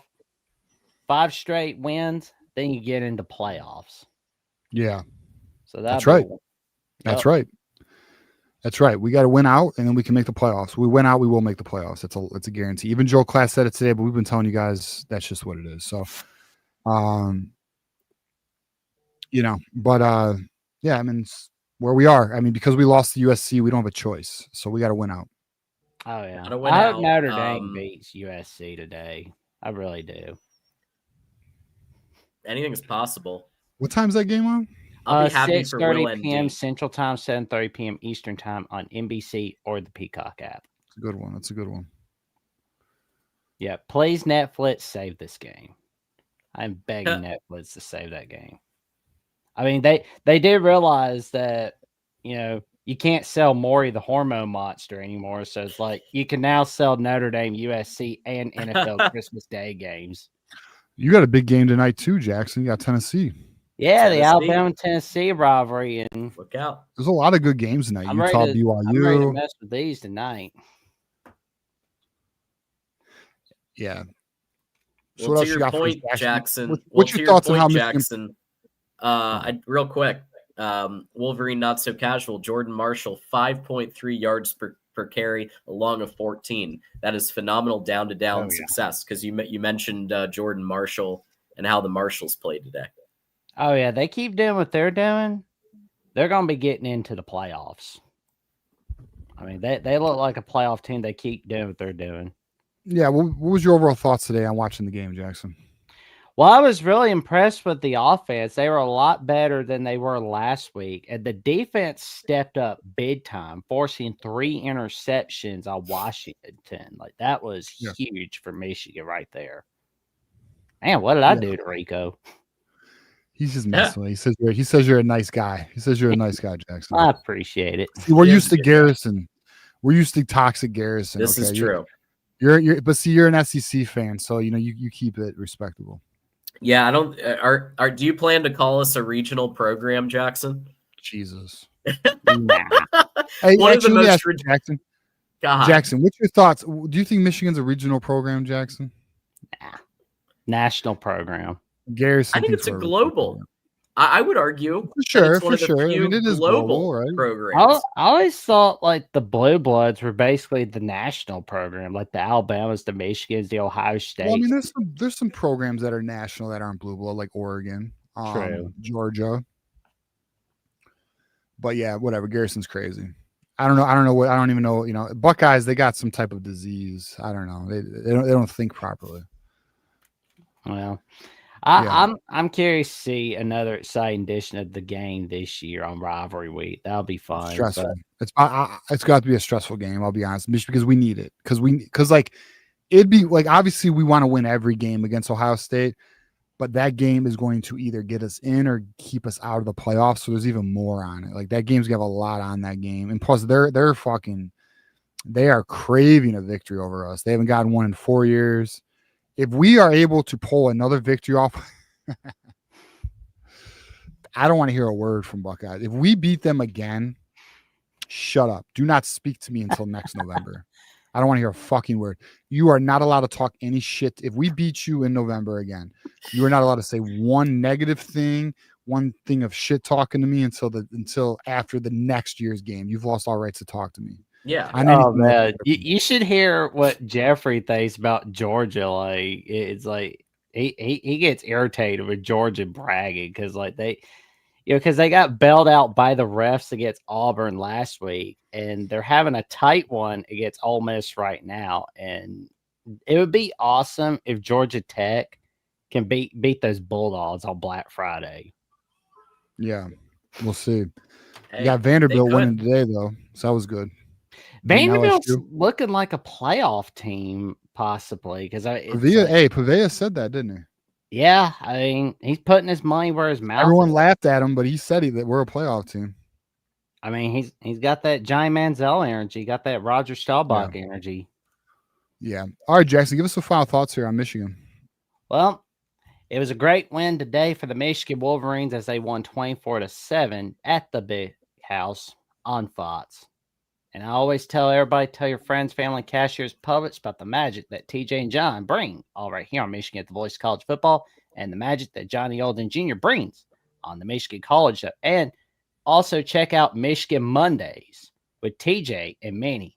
You know those old dance movies that you see with Fred Astaire and Ginger Rogers? Well, it's kind of like that, but with college football content with TJ and Manny. Monday nights on Michigan at the Voice of College Football. Yeah, looking forward to that show.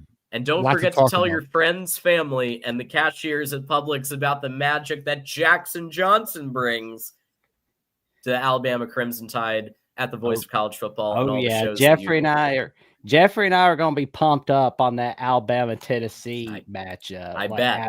Oh, man, we're going to be happy. I mean, it's like I cannot wait to mess around with these little cigars.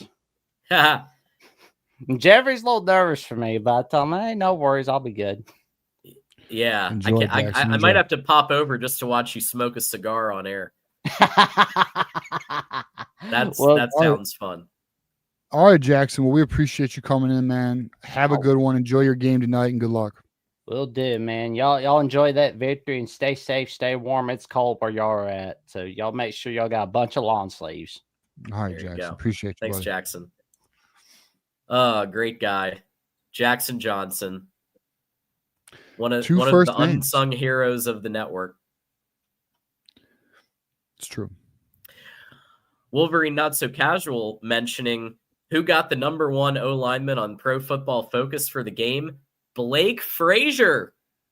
I do want to say thoughts and prayers for Evan. Yeah, I will say this: thoughts and prayers for Evan Link. Like, this is a guy, you say what you want about him. He fought hard. These players give up so much to play football. They do. And he may be out for the season. He's probably out for the season. Yeah, they looked like an ACL to me. So it's hard for me to do that, but like at the same time, this is another example of fire Grant Newsom, because if this is the case that Blake Frazier is better, why did it take an injury to see it? Right? Bro, they Again, have this fire fucking Grant Newsom. Bro, they have a player evaluation problem. They've had this problem since last year. We've seen this. I don't know why. I don't know why they do this shit. But guess what? If Blake Frazier is the better option, Evan Link, obviously, like, I'd rather Evan Link lose the job instead of getting injured and losing the job, but it is what it is. That's life. But if Frazier, if our best five is Frazier, El Hadi, Crippen, Garant, what is it? Shit, what am I drawing? Is it Garant? Granera. Why does it say Granat? Dakota Garant. That's why I'm fucking up. Dakota Garant. Granera and then Sprague.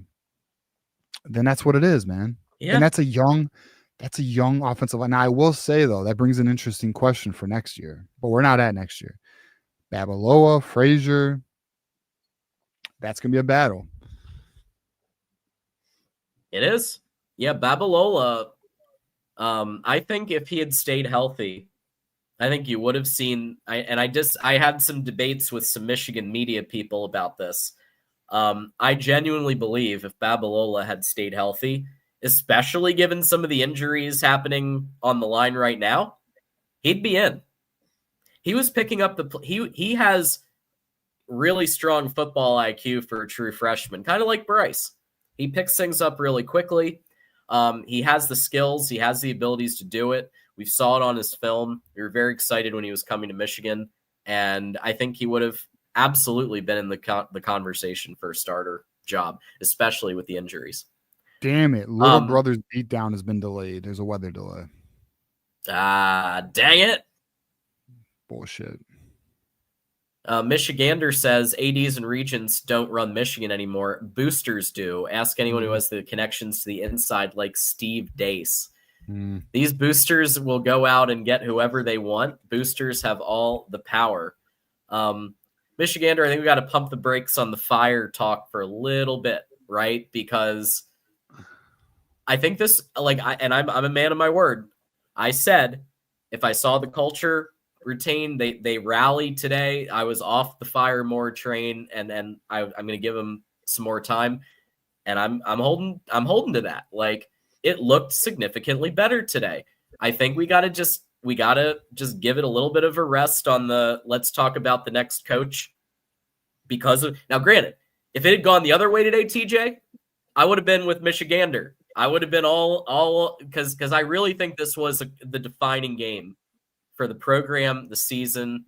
They had to come together and rally, or it would have been a Penn State like what we saw with Penn State, where they started dropping games to fucking UCLA and Northwestern. Like, that's the alternative, the Twilight Zone version of what could have happened, but it didn't. And I think that's notable that it didn't. Yeah, and I'll say this on the boosters, okay? The regions, listen, at the end of the day, the regions still run the fucking program, right? They do. But the boosters have far more influence than they have previously, because, like, the amount of money that the Ellisons are putting into Michigan is stupid. I don't know the exact number, but I've heard a range. And it's annual. It's every, like, they've committed X amount. I'm not going to say the number because I don't know for sure, but I've heard a range. But they've committed X amount of money to Michigan every year. And so, of course, there's going to be influence by the boosters. And if the boosters are like, look, I'm not donating anymore unless you make this change. Yeah, I'm sure there is influence to be had, and they could probably make that move. But I'm going to tell you right now, if I'm going to say this.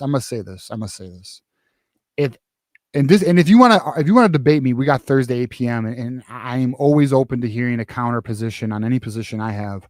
But let me just say, if anyone after watching today's game thinks Sharon Moore should be fired, I strongly disagree with you, because I feel Sharon Moore has showed today the culture's intact.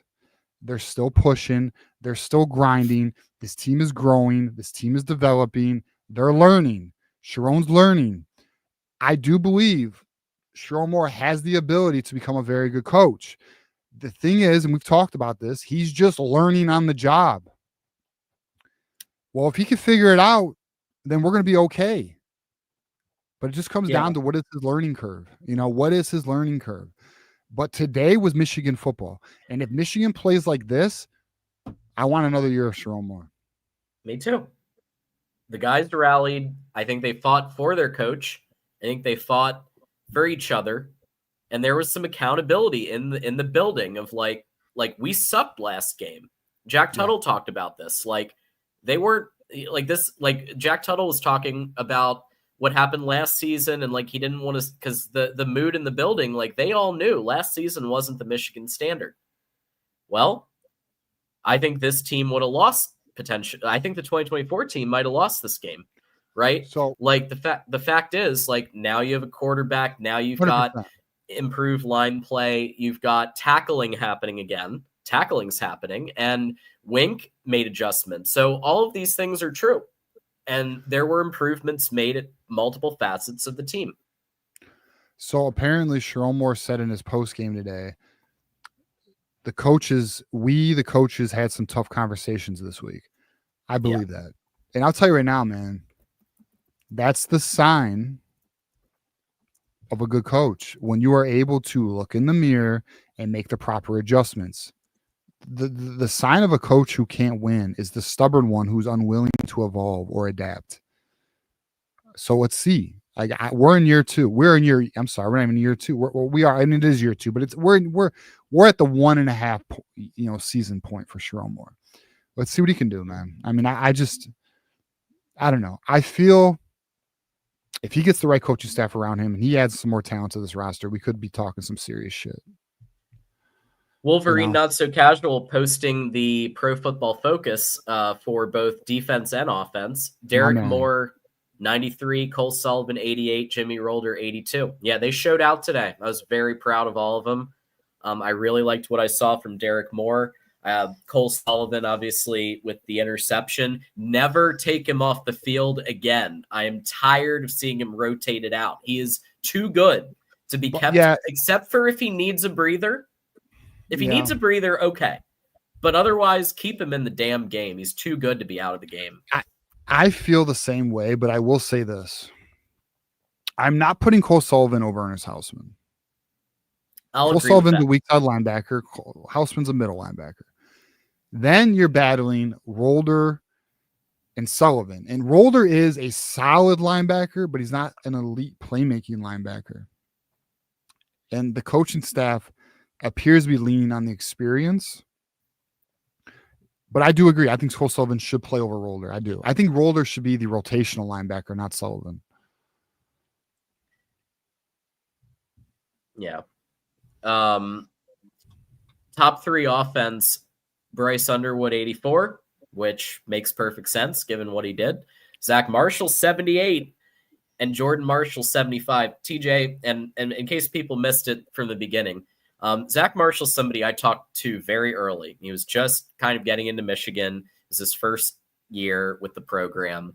And I knew, like, just from talking to him, he had that Michigan mindset of he was going to wait his turn.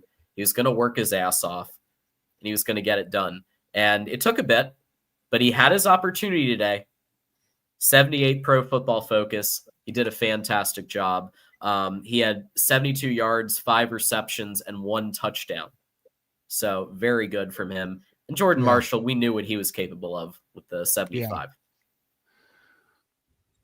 Yeah. And then Go Blue. I'm tired of the roller coasters last in this season. I agree with that. Hopefully they're figuring this thing out now. Just glad to see Michigan play like Michigan again. I'm with you 100%. We got to stop.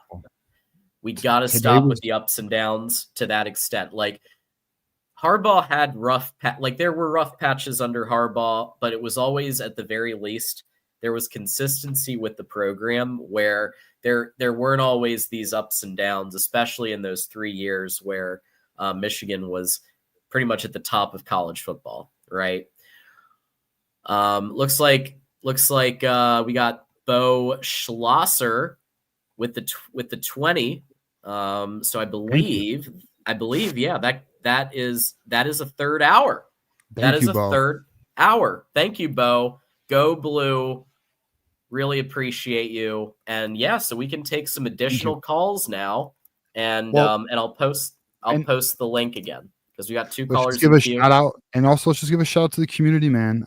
Shout out to everybody who's a part of the community. Shout out to everyone who's watching the show, and thank you guys for all your financial contributions.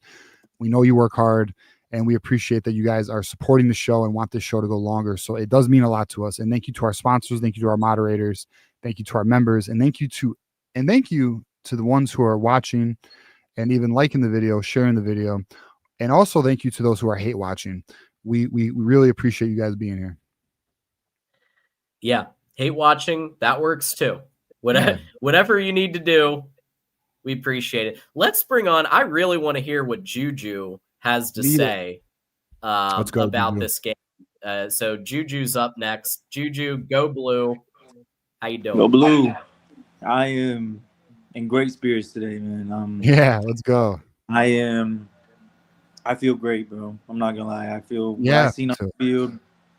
I'm gonna take away from the offense and defense. I'll get to that, but I'm just so goddamn proud of how they came out start to finish. It wasn't always perfect, mostly on the offense, but they stayed together. Although I don't think the punter necessarily was too good in this game. Zavada special teams probably it's still bad. It's still bad. So you clean that up, but I want to give a lot of people their flowers. Just players first. Zach Marshall, I've been very critical. I have said so many things about him and run protect and the run game and in the pass catching, and he stepped up. Tone and Elliott, bro, Deacon, bro, hello, what's up, bro? Like, hi, like, yeah, it was solid. It was solid, but I mean, he did have the drop, so like, I don't love it. He had the drop. Of course, I think he did fine though. For a backup tight end, yeah, he's a 4-string tight end. So I mean, I know he is. I know. But maybe I'm an ass. Yeah, Hassan. I said Hassan. Ernest Hausman, give you flowers. Cole Sullivan. Great. Who else? Zeke Berry played good. Zeke Berry, he had the one missed tackle though. Shamari Earls played well when he was out there. Who was our starting safeties today? Mason Curtis and Jaden.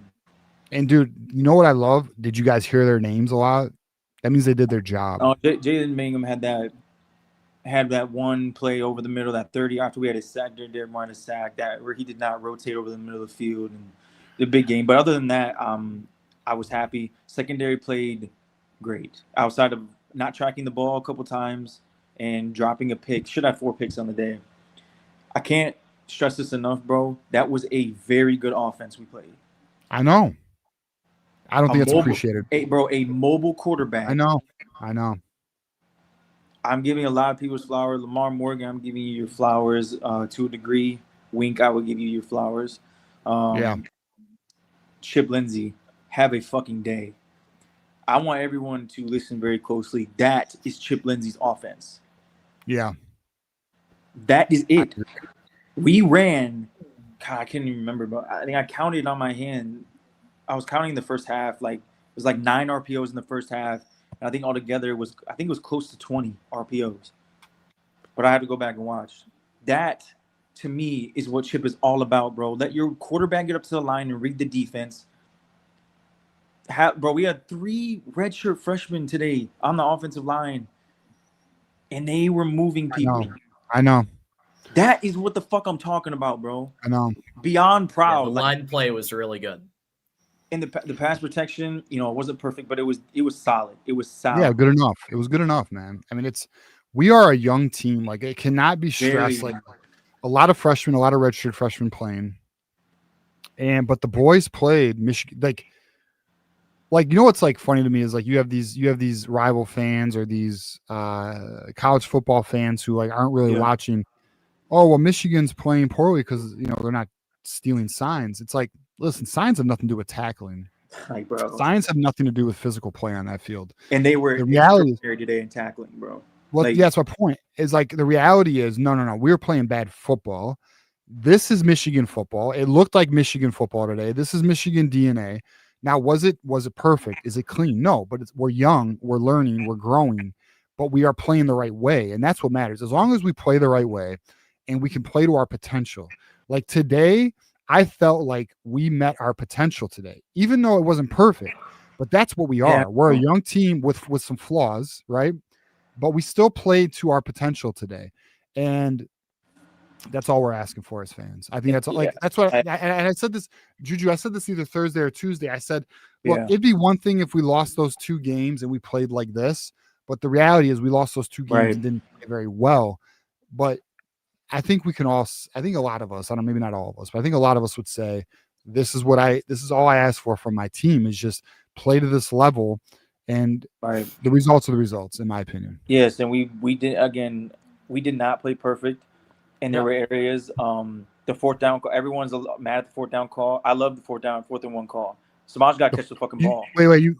Which one? There's a few. The 4th and 2 that we didn't get. The 4th and 1 call. I was happy. Where they didn't go for it. I agree with the one when they threw it to they should have used someone else. He dropped it instead of that one. And that. It was a perfectly look. They ran. Great they sold call. They sold out on the run. I know. People who were saying run the ball. Oh, this is Michigan. A great play call. Dog, this is not the old Michigan, bro. This line cannot block in box. Yeah. It was a great play call. It was a great play. Just the player catching the ball was not the right. On the 4th and 2 down there with Jordan Marshall. Look, it wasn't blocked perfectly, but I liked the call. The fullback, I think it was Hoffman. He sealed that guy inside. If Jordan Marshall makes one cut, it's a touchdown. Yep. To the outside. If you made the cut to the outside, I know it was open. I saw that too. He ran right into the defenders. Like I know. I saw that too. Which he had a day. I'm not knocking him. He had himself a day. I love Shermore's aggressiveness there. I don't love the play and I don't love the execution of the play by Jordan Marshall. Right. But I love the it's tied at 7. Bro, we could have easily just kicked a field goal and got the lead. But Shermore said, you know what, I'm going for the kill. And maybe I'm slightly I don't know. What's the word I'm looking for? Not tainted, but biased. I don't know, because I have an NFL who's aggressive as shit, but I do love seeing a team going for the kill. I do appreciate going for the kill. I mean, there still are some issues. Like Samaj Morgan needs to sit down. Like I can't keep having these. No, I agree, but he's not. It's everyone. Oh, look, he's having flashes. I can't. You're in your 3rd year. I can't keep having you take 2 steps forward and 1 step back. He can't catch. But he makes 3 mistakes before he makes a play. I can't. You're telling me that Simpson is that bad? Everyone behind. Well, that's what I was going to ask you, Juju. If you put your coach hat on, who would you have as your what would your 3 starting receiver lineup be? This is where I know a lot, but this is the best that we have. This is what I really would go with if we're not going to put a tight end in the slot. I'm going McCulley, Marsh in the slot, and I'm putting Goodwin on the outside. Oh, not Browder. He hasn't shown that he can play yet. I don't know if he can play. Has Goodwin? And didn't Goodwin get hurt today? Goodwin got banged up. But this is just what I would do, just without injuries. And I'll just say this: I'm not sold on Goodwin. And nobody has to be, but his blocking, like I said, he does everything right, but catch the ball, and he can space the floor because he can space the field because he can get open.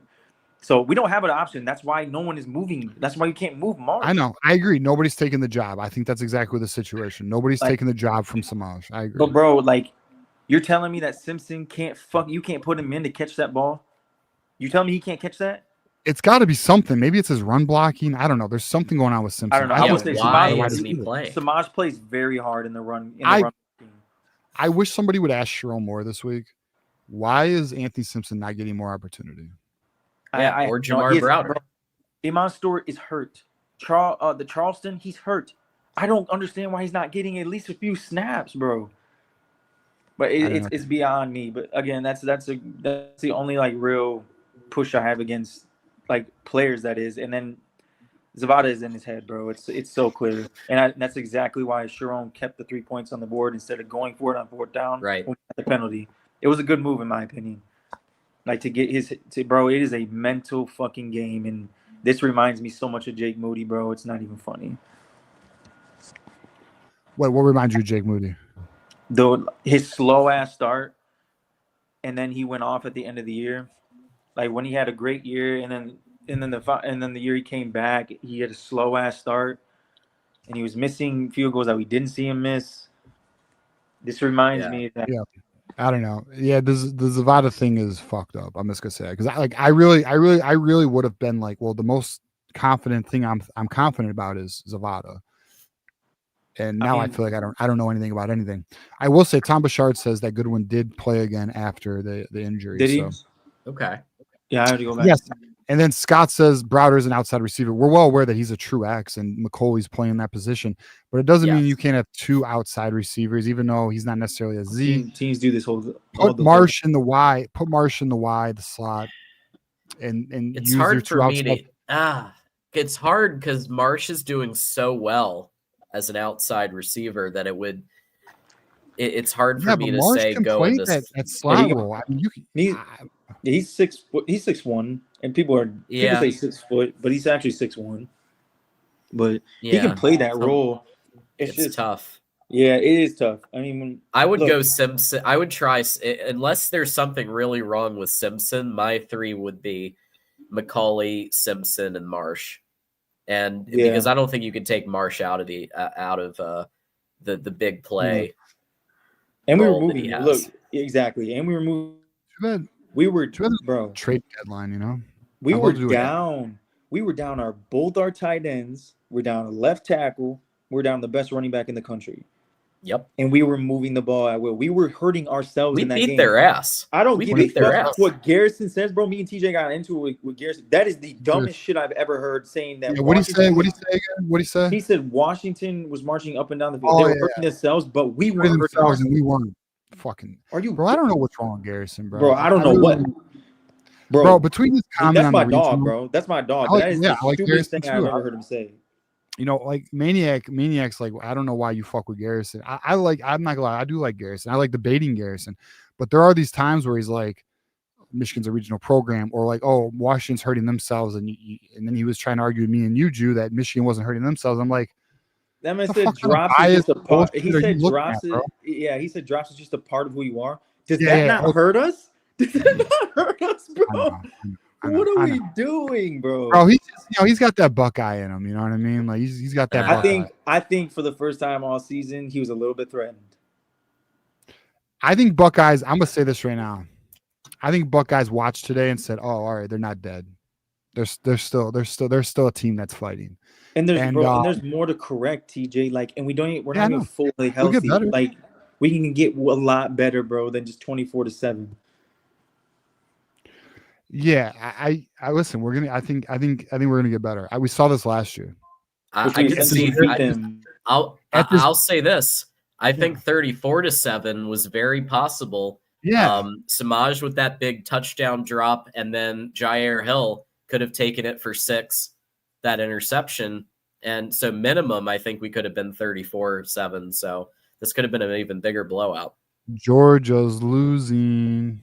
Yes, I do. I do agree, bro. And like, for all the boys who's talking, we handled them just like OSU did. Literally the same score, damn near. So I know. Listen, if we can play like this, we're gonna have a chance in the playoffs. We're gonna have a chance in the playoffs. I feel confident the next 3 games we're gonna win. Which Northwestern, Purdue, Michigan State, or Michigan State, Purdue, then Northwestern. We'll win those. And then Maryland, we'll win, but we got to come to play.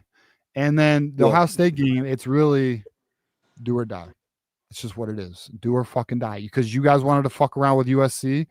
Now you have a do or die game. It's just what it is.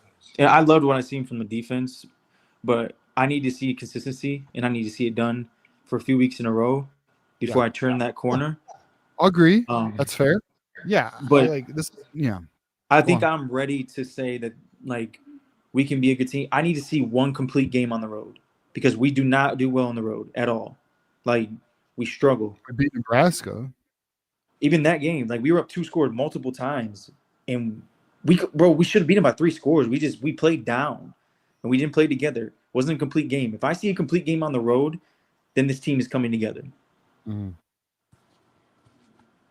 Yeah. Well, what's our schedule? Let me see our schedule. But I'm happy. I'm more than happy with this. With this W, they showed a lot of heart, a lot of pride. This was a game. This was a game-defining Juju first Jerome era, bro. Next game, I agree. But next game is on the road against Michigan State. Little brother.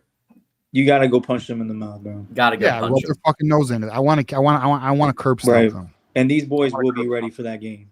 They always get up for Michigan State, Ohio. Those are the two games that I never have. And there's still guys there. There's still guys there, Rod Moore, etc., who remember the tunnel.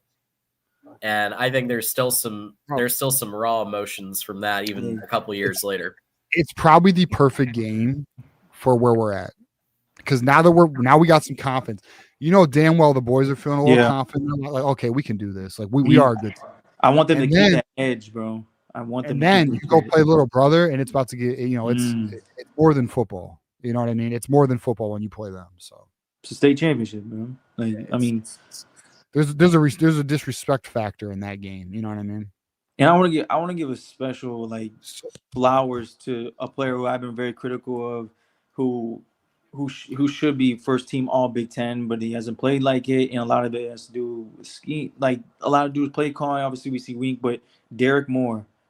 Yeah, I mean, he crushed it today. I mean, not only pressured, hit the run game, he was great. He held the edges. A lot of people on the timeline were like, why isn't Damon running? Why isn't Damon running the RPO? Why isn't he doing this? Well, because our edges, not only were getting pressure, they were holding the edge very well today. Like, I was very concerned about that. And outside of a couple, Jayshon Barham early, it didn't get out of hand. I was very happy with that shit. And what's crazy is you don't have to have your linebackers blitzing. You trust your line, and you let them do what they do, and you actually I don't love the over reliance on the blitz. Jesse Minter showed that you don't need to do that. The sim pressures had me so pissed today. Like, outside of that, it was great, but it's almost like he can't help himself, bro. Can't help it. Yeah. Like, I understand giving Dr. different Blitz, looks, and you have to blitz at times, but it was so obvious on some of those third down calls. I was begging him not to blitz, and he did. Yeah. So, I mean, but that's the only grape. It's nitpicking, and that's a damn good offense that we played again, and we shut. It is. We gave up over 200 yards to a USC team who is a good run offense. They had a walk on that went off, and it was embarrassing. A lot of that had to do with people in the wrong gap.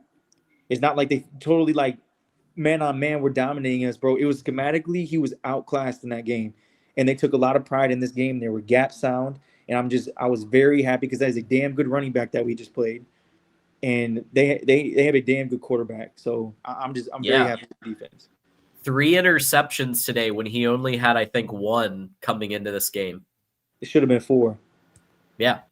That's great. That shows that they're working on the secondary. They're working on some of these things in practice. That's what that tells me. There's a lot of growth. I mean, again, we are so young, and this team is going to be good in the future. But the coaching has to get the fuck out of their own way, and these players have to play together. And that is a recipe for success if those two things can happen. And please, JB Brown, take a hike, bro. Walk your ass back to Texas. Walk your ass back to Texas, please. Him and Samaj need to go together on just see ya, because it's not working out. And Hollenbeck can join him.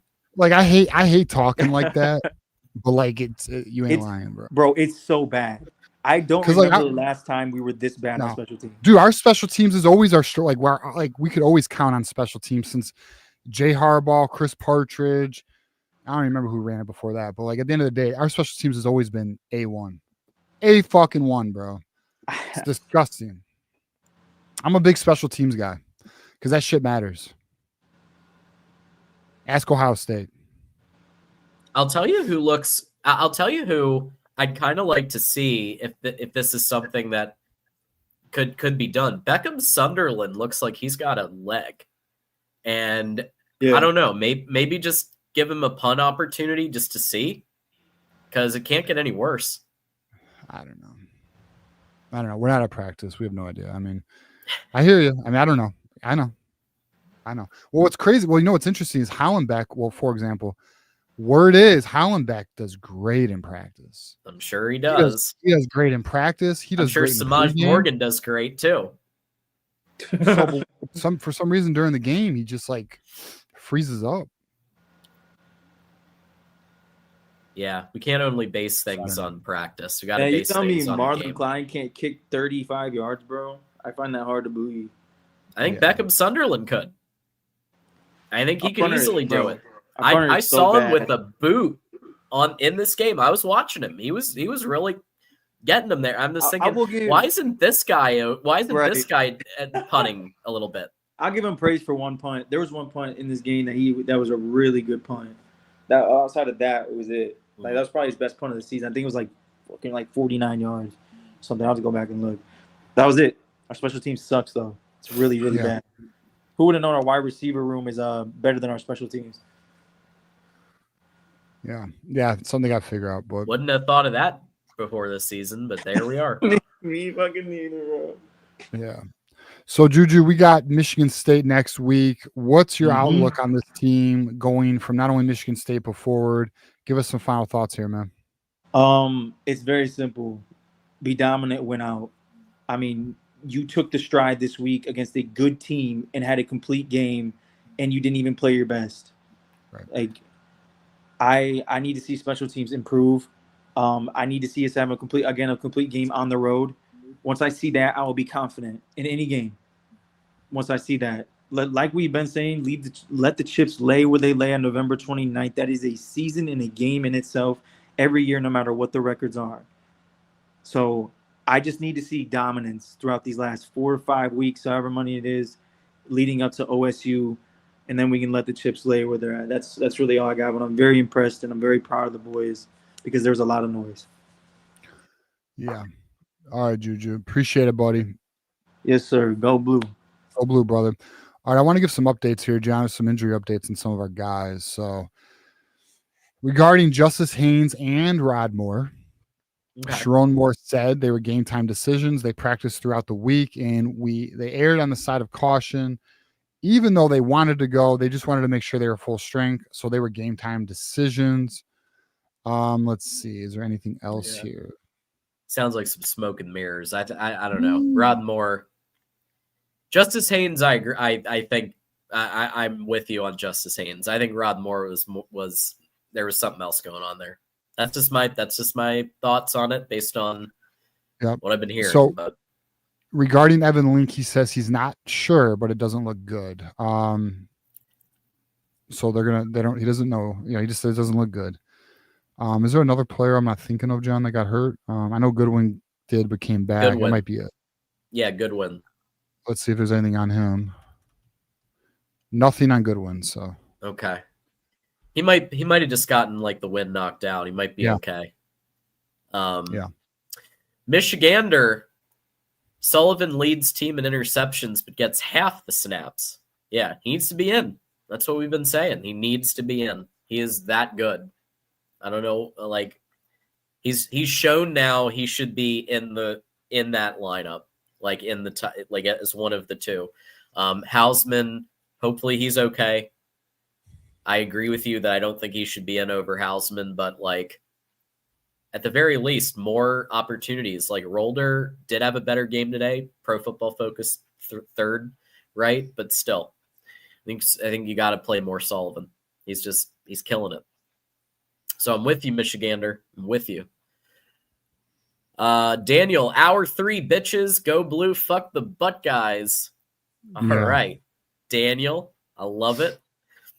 Hour 3. Yes, we do have we'll have time for another maybe caller or two. So we've got Vaughn and Keith in the lineup. If you want to call in, we still have we'll probably have a little bit more time for another caller or two. We still have 135 to go for a 4th hour, but we will still have time for another caller. Go Blue 97. Give us a replay of you guys reacting to Samaj's 4th down drop. My daughter learned a few new words. Okay, so true story. When he dropped that, I yelled, "Fuck!" so loud, bro. I was just like, yeah, I did too. Because here's why. The play was so clean, and you could see where this ball, like you saw the play before it even developed. Like you could see Bryce Underwood literally just throw it right to him, and it looked like a first down before he even caught it. Like it looked good, and it looked like just like an excellent play call. and then he fucking drops it, bro. I just yelled.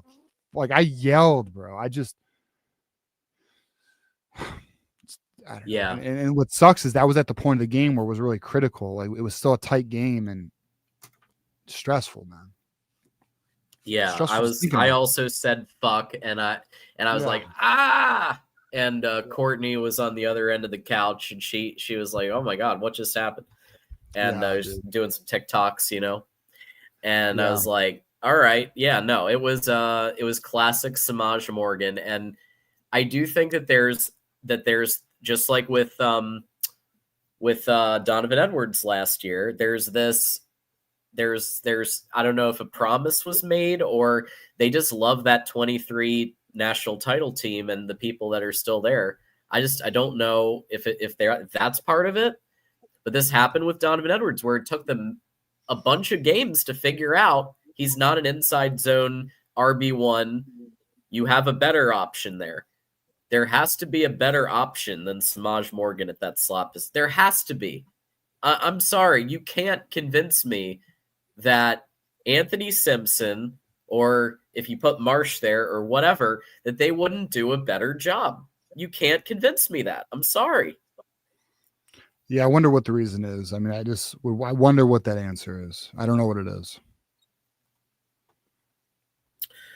And then last super chat here, is Marsh currently wide receiver 1 now? Yeah, I think so. He's our number one option, man.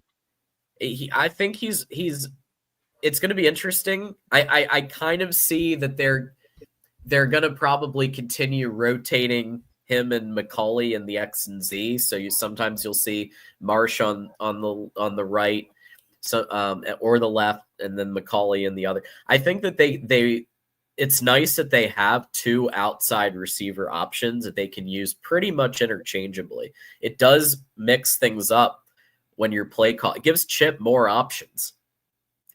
And so I would consider him like wide receiver 1A, McCauley wide receiver 1B, but it's real close. And I think Marsh has earned the right to get more of those opportunities. He just has. And we got one more here. So much for getting on the field based on merit. Yeah. At times people do. It's weird because sometimes, like Channing Goodwin, for example, right? He got an opportunity and then played his way out of the opportunity. But for whatever reason, the seniors, the people on the title team, the national championship team, there's something there that like it makes it harder for Sharon Moore to make the tough calls. That's what it seems like. The people who were starting on that team. Donovan Edwards last year, Samaj Morgan this year. Yeah. JR, I'm hopeful that Wink has learned that Rolder and Sullivan are off-ball linebackers and quit blitzing with them. Underwood is growing so much before our eyes. Really like this offense. Yeah, Underwood is starting to remind me of who? JJ Goat Carthy. You need the third down. You need the down. He gets it for you. And sometimes he gets it with his legs, right? He had some great plays today where there was no receiver open, and he had 25 yards on the ground, 7 carries on the ground today. Sometimes you just got to get a first down with your legs if there's no option there. And he's doing that.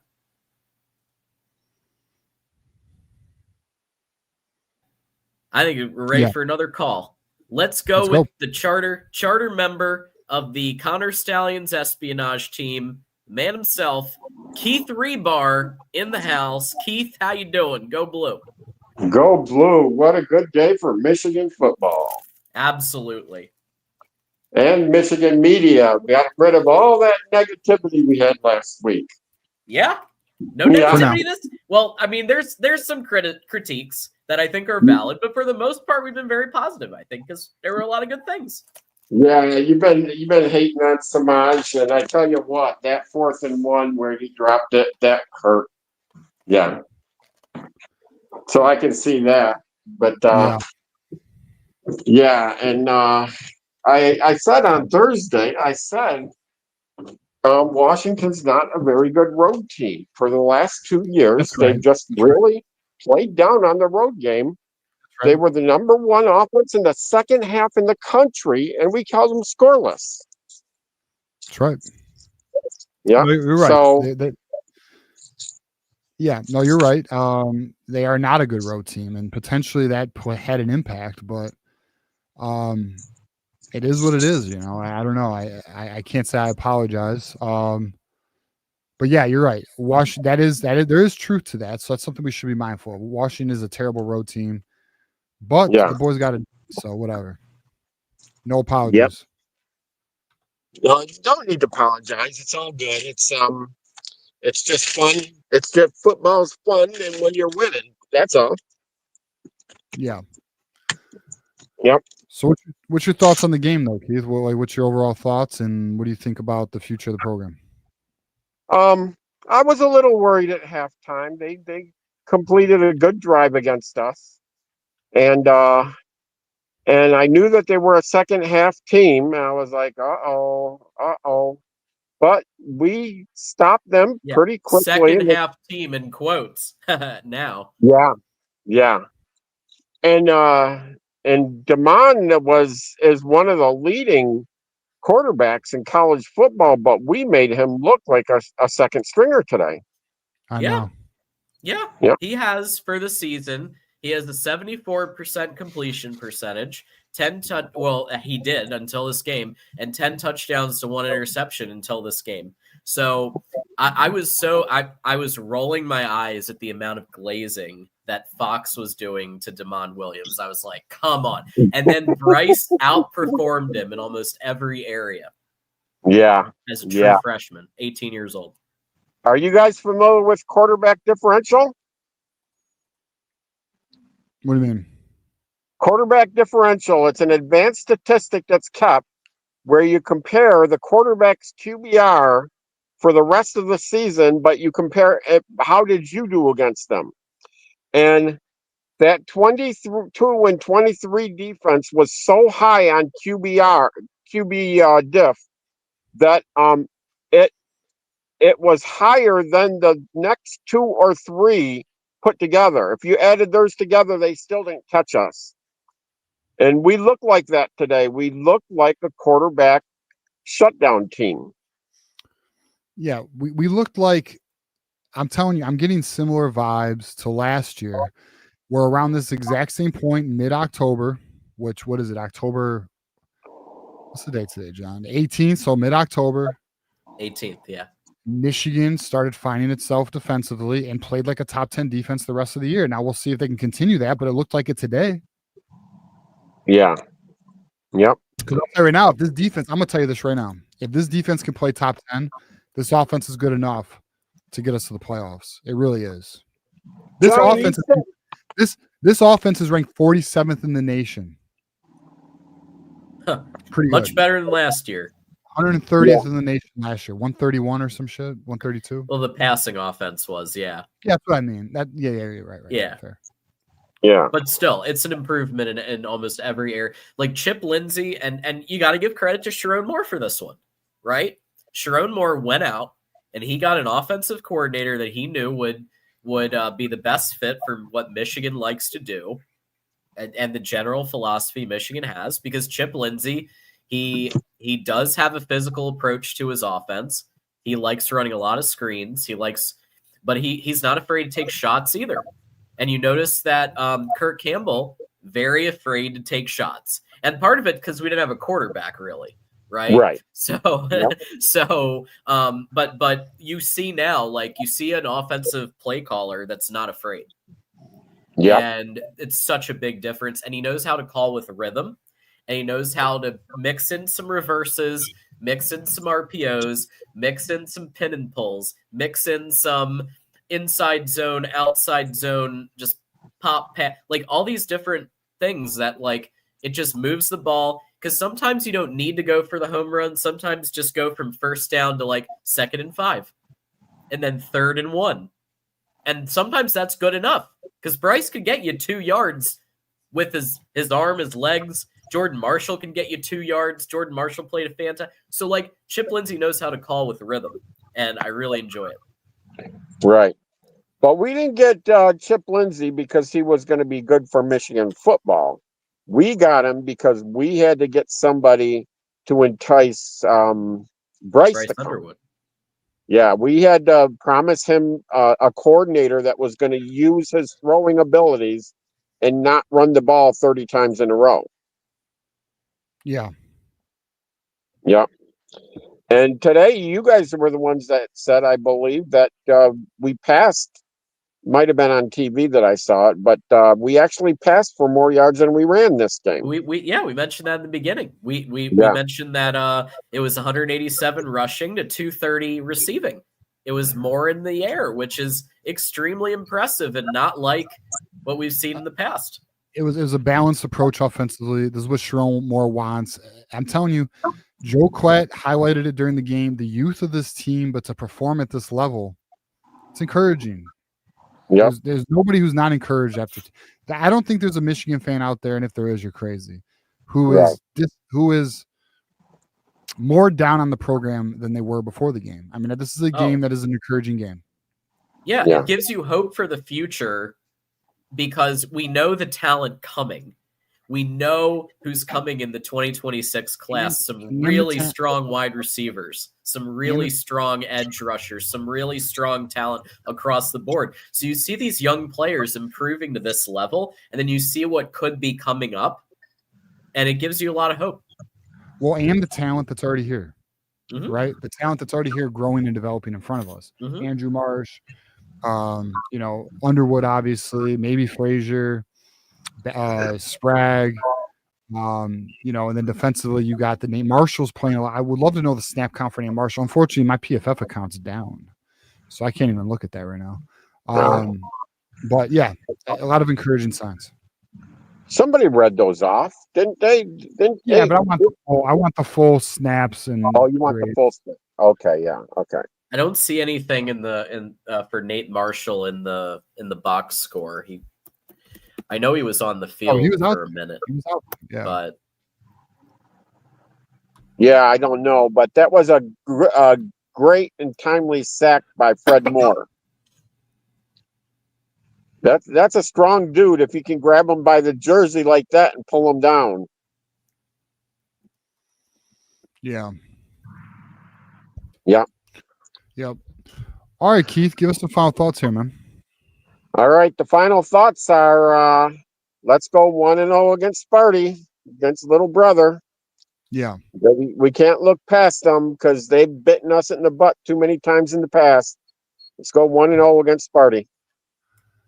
Yeah, I don't know. I know the fan base, and I know my dad's very similar. You never discount Michigan State. But maybe I'm an arrogant asshole. I don't know, but I think we're gonna kill them. We're gonna kill them. So I'm not worried. I was against TCU in the Fiesta Bowl. I was sorry. I was an arrogant asshole then. Yeah, that's fair. All right, Keith. Well, appreciate you, man. Go Blue. Thanks, Keith. Go Blue, Keith. Go Blue, Keith.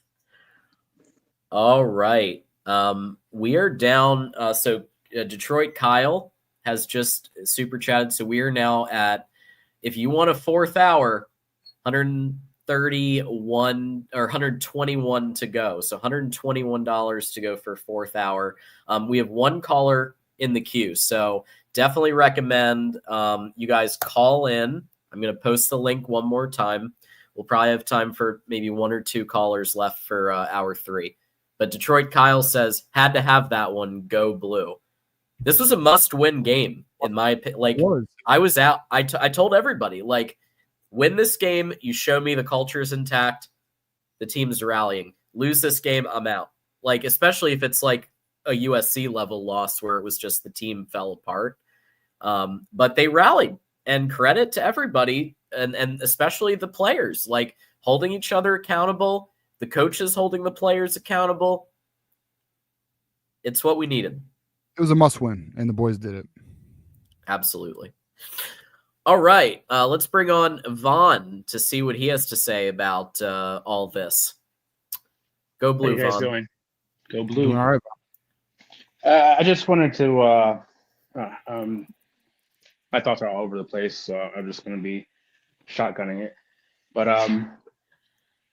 one of the things I in regards to what's his name, Shamash Morgan, like I agree with you, John. That I feel like Sharon Moore, maybe because like you were saying, he was on that championship team, and Sharon Moore has always been a friendly player coach kind of guy, Right. and so like I feel like maybe in Sharon's head, like he feels like he owes Samaj that because Samaj has been in the program for a while. He was on that championship team, and so I think that's really the only reason why he's seeing the field as much as he is, because other than that, like I really don't get it, and I refuse to believe that the other Browder and Ty Simpson, I just refuse to believe that they're not capable of getting on that field. I think it's Sharon Moore putting his thumb on the scale, saying, "Hey, you were on this championship team.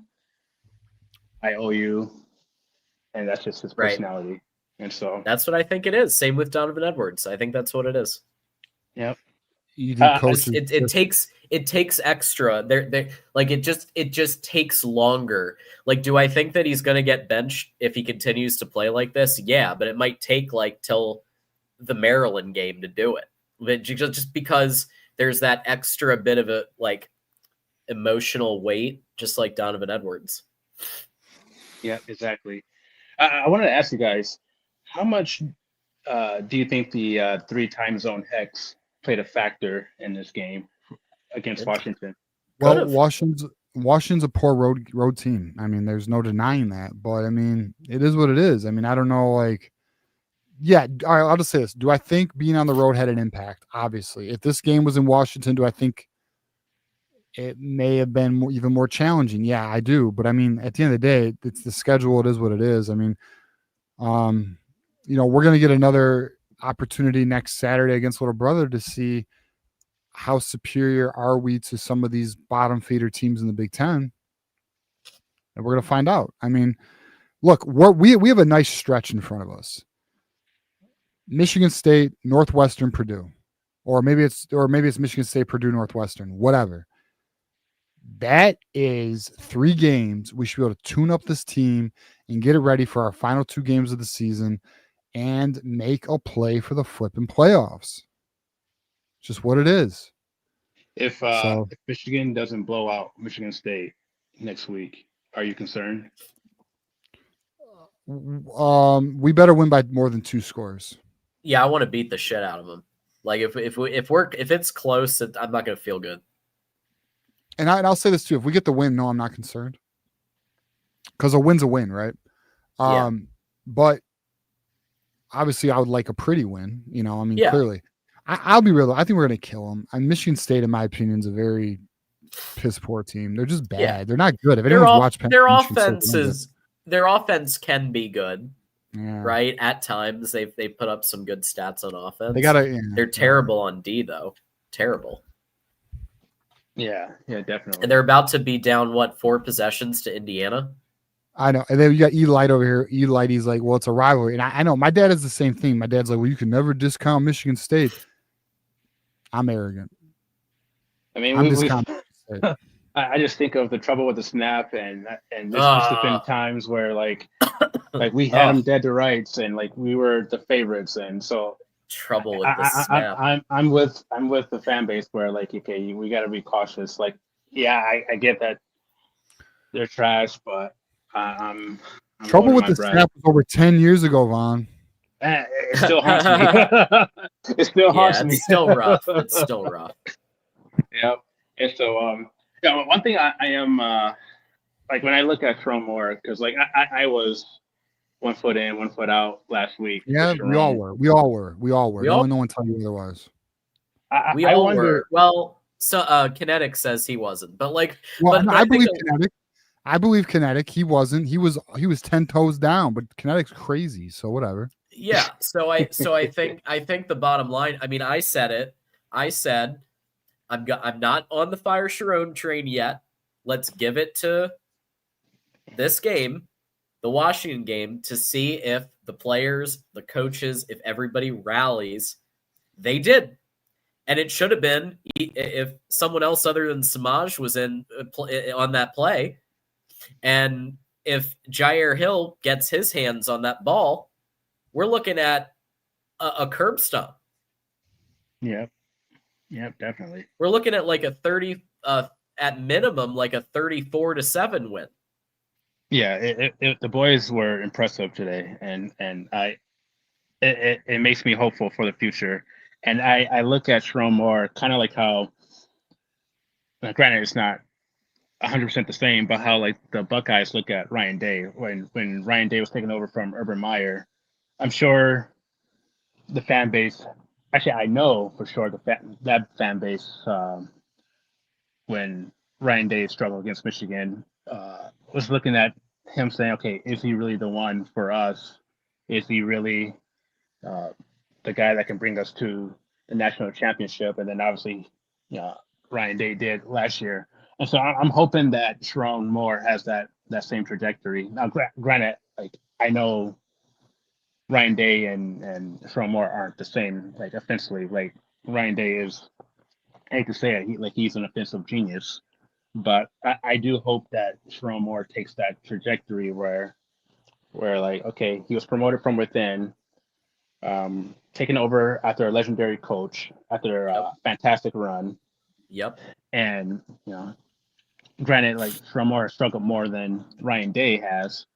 And, I mean, it's concerning, especially like, I think when it comes to road games, Sharon Moore is 4-11, something like that. So it's not a,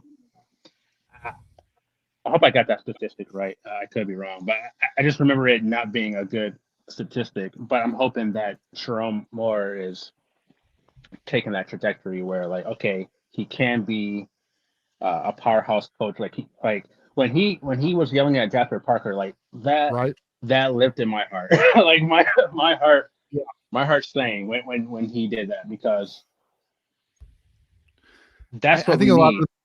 lot of the fan base felt the same way. We are looking for a coach who's going to coach his guys and not be a friend to the players. Look, I mean, Sharon Moore even said in the press conference, they had some tough conversations this week. Now we hope this is, the way the team will approach things going forward. I think they will. But it's we have to remember Sharon Moore is like what, 39, John? He's young. He's learning. Like we listen, we need to accept that we hired a coach who is going to learn on the job as a first-time head coach. We may very well, just like you see a player grow and develop before you. Yeah. Yeah, just like you see a player grow and develop before you, we may very well be observing Sharon Moore growing and developing before us. Just like Notre Dame's going through a Marcus Freeman, by the way. Same thing. Maybe he's turning a corner. We'll see. I mean, listen, today was a big win. One thing nobody, not even a Buckeye, can say about Sharon Moore. Sharon Moore has won big games. He's won a lot. Like Sharon Moore has won a lot of big games. It's just all the others, like the other games that are borderline, that he has to make sure he executes. And maybe he will going forward, or maybe he won't. But we're going to find out. I mean, I'll say this. I fully expect us to go 4-0 in the next 4 games. And then the next major test is going to be the Ohio State game. It's just where we are. If Sharon loses that Ohio State game and we end up going 9-3, is that a successful season to you, or does that 9 wins? Well, really? I'll say this. My prediction since the offseason has been 9-3. I want to beat Ohio State. I'm aware Ohio State is the better team right now. Like, I think we are all aware, and if anyone disagrees with that, that's fine. But I do believe Ohio State is the better team right now. It's just better. It just is. But I think if let's say we lose the final game of the year, I think it's okay to say that it needs to be better next year. But Sharon Moore should fully get another season, and this offseason is going to be critical. And that's just where we are as a program.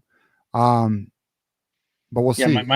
my fear is that like so maybe we go 9-3, maybe we go 10-2 and beat Ohio State, and then next year it just collapses for some reason because the schedule gets harder, and so I mean the third year is like if Sharon Moore was to have a collapse next year, we expect him to get fired, and now you have Bryce Underwood, this elite QB, with no coach, or you're bringing in a coach for his third season, and I just fear like we're wasting his potential, Bryce Underwood's potential, and so Yes. Listen, it's a fair concern because let's just call it what it is, right?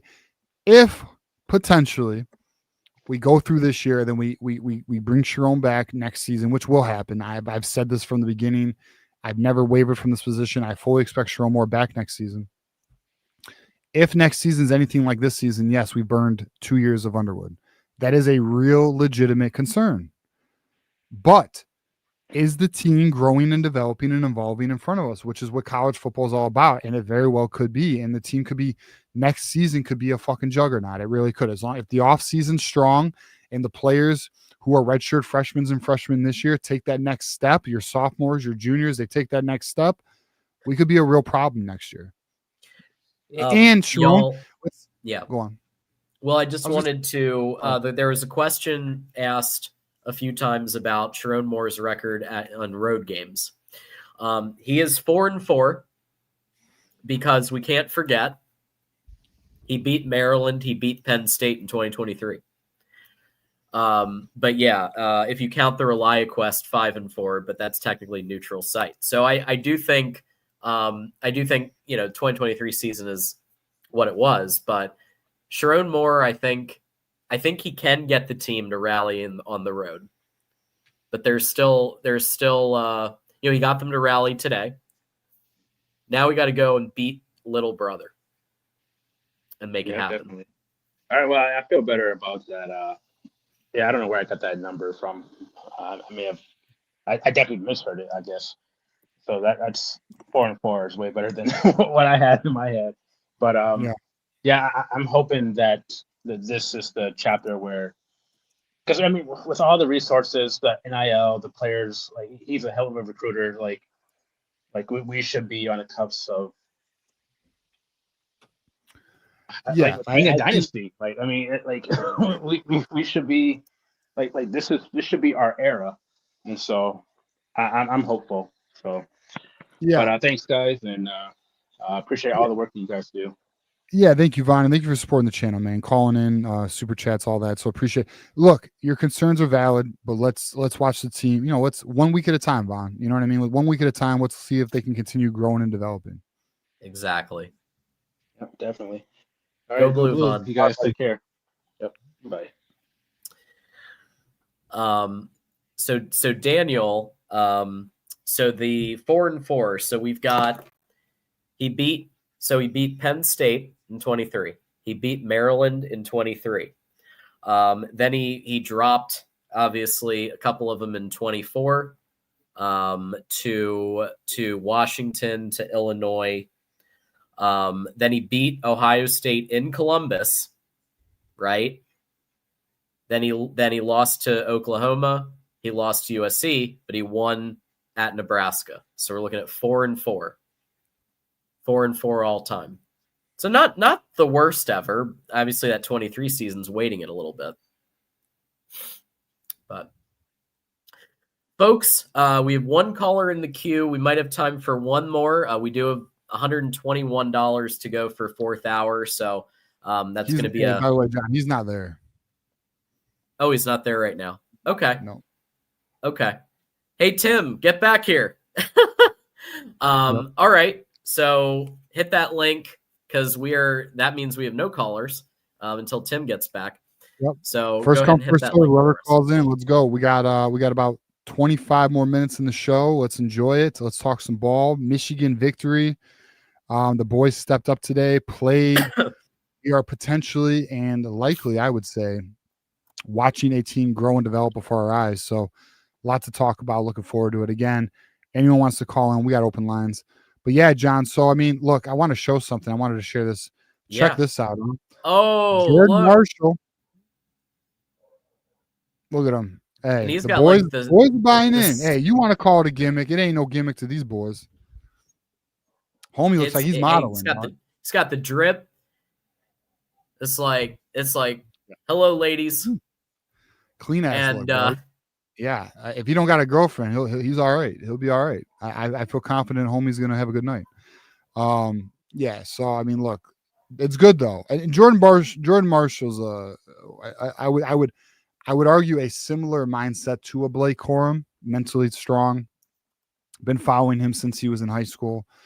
Yeah. So it is good though. I mean, I think there's just a lot to be excited about with this team right now. I mean, as long as they maintain this level of play. All right, I think Tim is ready to go now, so we're gonna bring him right up. We got the host of the Thunder Redmond football show. We got Tim in the house. Go Blue! Yeah, rocking the Underwood. Yeah, look what I got. Bryce Hey. Underwood jersey. Very nice. Hey, let's go, Tim. Let's go, Was at Tim. the game. I was at the game. You were at the game? Yeah, How was it, man? good.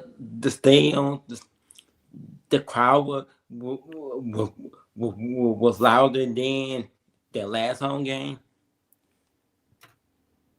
Yeah. That's good to hear. How'd you feel watching the game though, Tim? Were you nervous in the first half? Did you feel like we had it? What was your thoughts as you watched the game today? That shit. He should have been there. Regardless, he would have called it. That would have been a touchdown on defense, but he should have been in a better spot to catch the ball. Because the ball was thrown right to 20 Giant Hill, and then he would have had enough room to take it back to the other end zone, but Yeah, he pick dropped six. it. The dropped interception. Yeah. Yeah. What'd you think about the way Michigan played in the second half, though, Tim? They need to play like that. In the first half. Then once it's the second half, they need to play better. Yeah. Who was expecting the Jordan the Marshall to almost have 150 yards on the ground? He had a broke out performance. He looked he looked like Just he did telling the me Quest that they should be able to rotate the human hands more often now. More when Haynes he's earned the right to. He's earned the right, especially with Haynes now coming back from an injury. I think they'll balance it a little more so that Haynes has the opportunity to rest. Like, why not? I think, he's clearly proven it. He suited up today, but they probably had told him that they probably had told him that you probably can play today, but we want you to suit up and don't play, and we're going to throw you out there in East Lansing. Yeah. Well, Michigan, they stepped up. They played well today. There wasn't John, outside of Samaj Morgan in our punting game, what is there to really be critical about? What's your thoughts there, John? Jair Hill's drop, a little too much blitzing in the first half. What and about Sherrod Moore's time management? What about there was some plays where they had the first, but they were short. But when we had looked at the replay had showed that you're talking about the Bryce Underwood run, and they the Bryce Underwood run. And he didn't some other plays.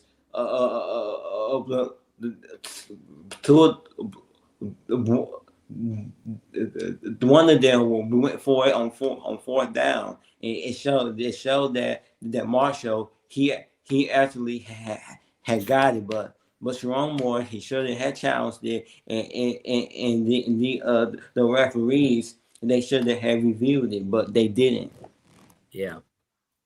Yeah, You're right. Sharon Even did. Joel Klatt pointed out the one that was like, why didn't they review that?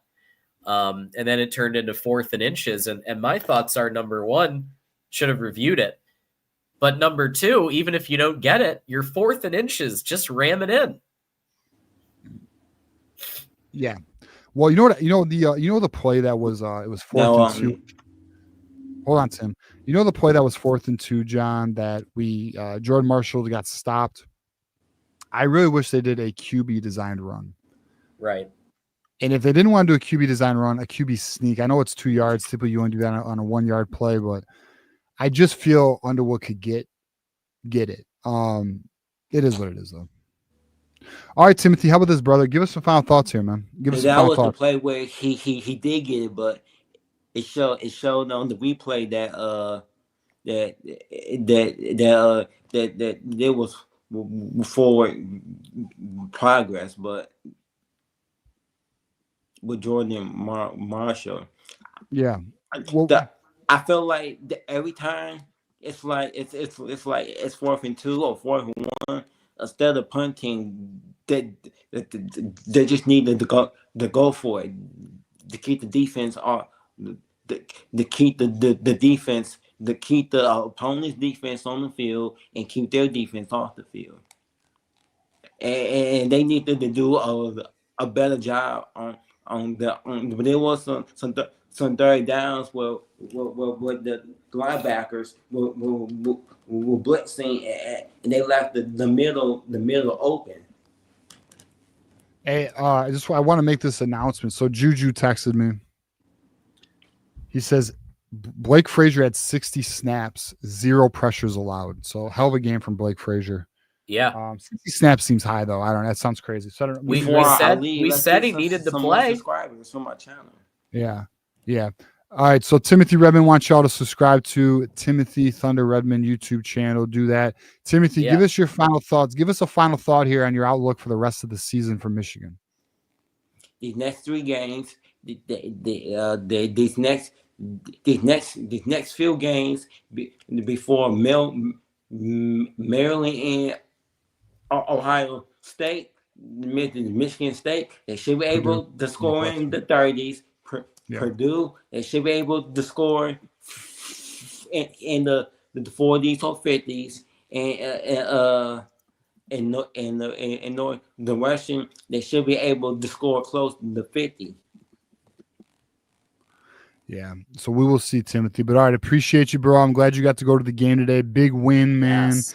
Let's hopefully the Lions do the same thing on Monday. How about that, huh, Tim? Yeah. All right, buddy. Go blue, all right? Go blue. All right, John. We have another caller. I would say a fan favorite, AD in the house. Never lacks passion, never lacks energy. AD, how we doing, brother? What's good, team? How we doing, man? You tell me, AD. I want to know your thoughts after today's game. Dude, I think half the fan base probably gave up on the season last week, and now all of them agree, get bro. their asses back in it this year. Tell you that. Hey, I said wait, Jimmy. I said wait 1 more week. I said wait and see if they rally against Washington, and that's exactly what they did. Absolutely, man, dude. It's 1 game, dude, and dude, Vegas had the over/under of the season win total at 8.5.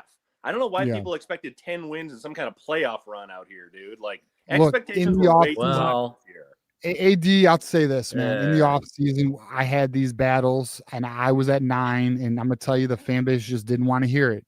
And it's not about like me being right or anything like that. It's just because it's not that I am right either, because the season's not done. But what I'm saying is, the fan base wants 10 wins. That's the minimum, man. Like there's just a standard, and the fan base wants to met. That's just what it is, you know. Okay, maybe that standard can start next year, dude. But this is a rebuilding year, man. I don't want to buy it. Last year was rebuilding. I don't buy it.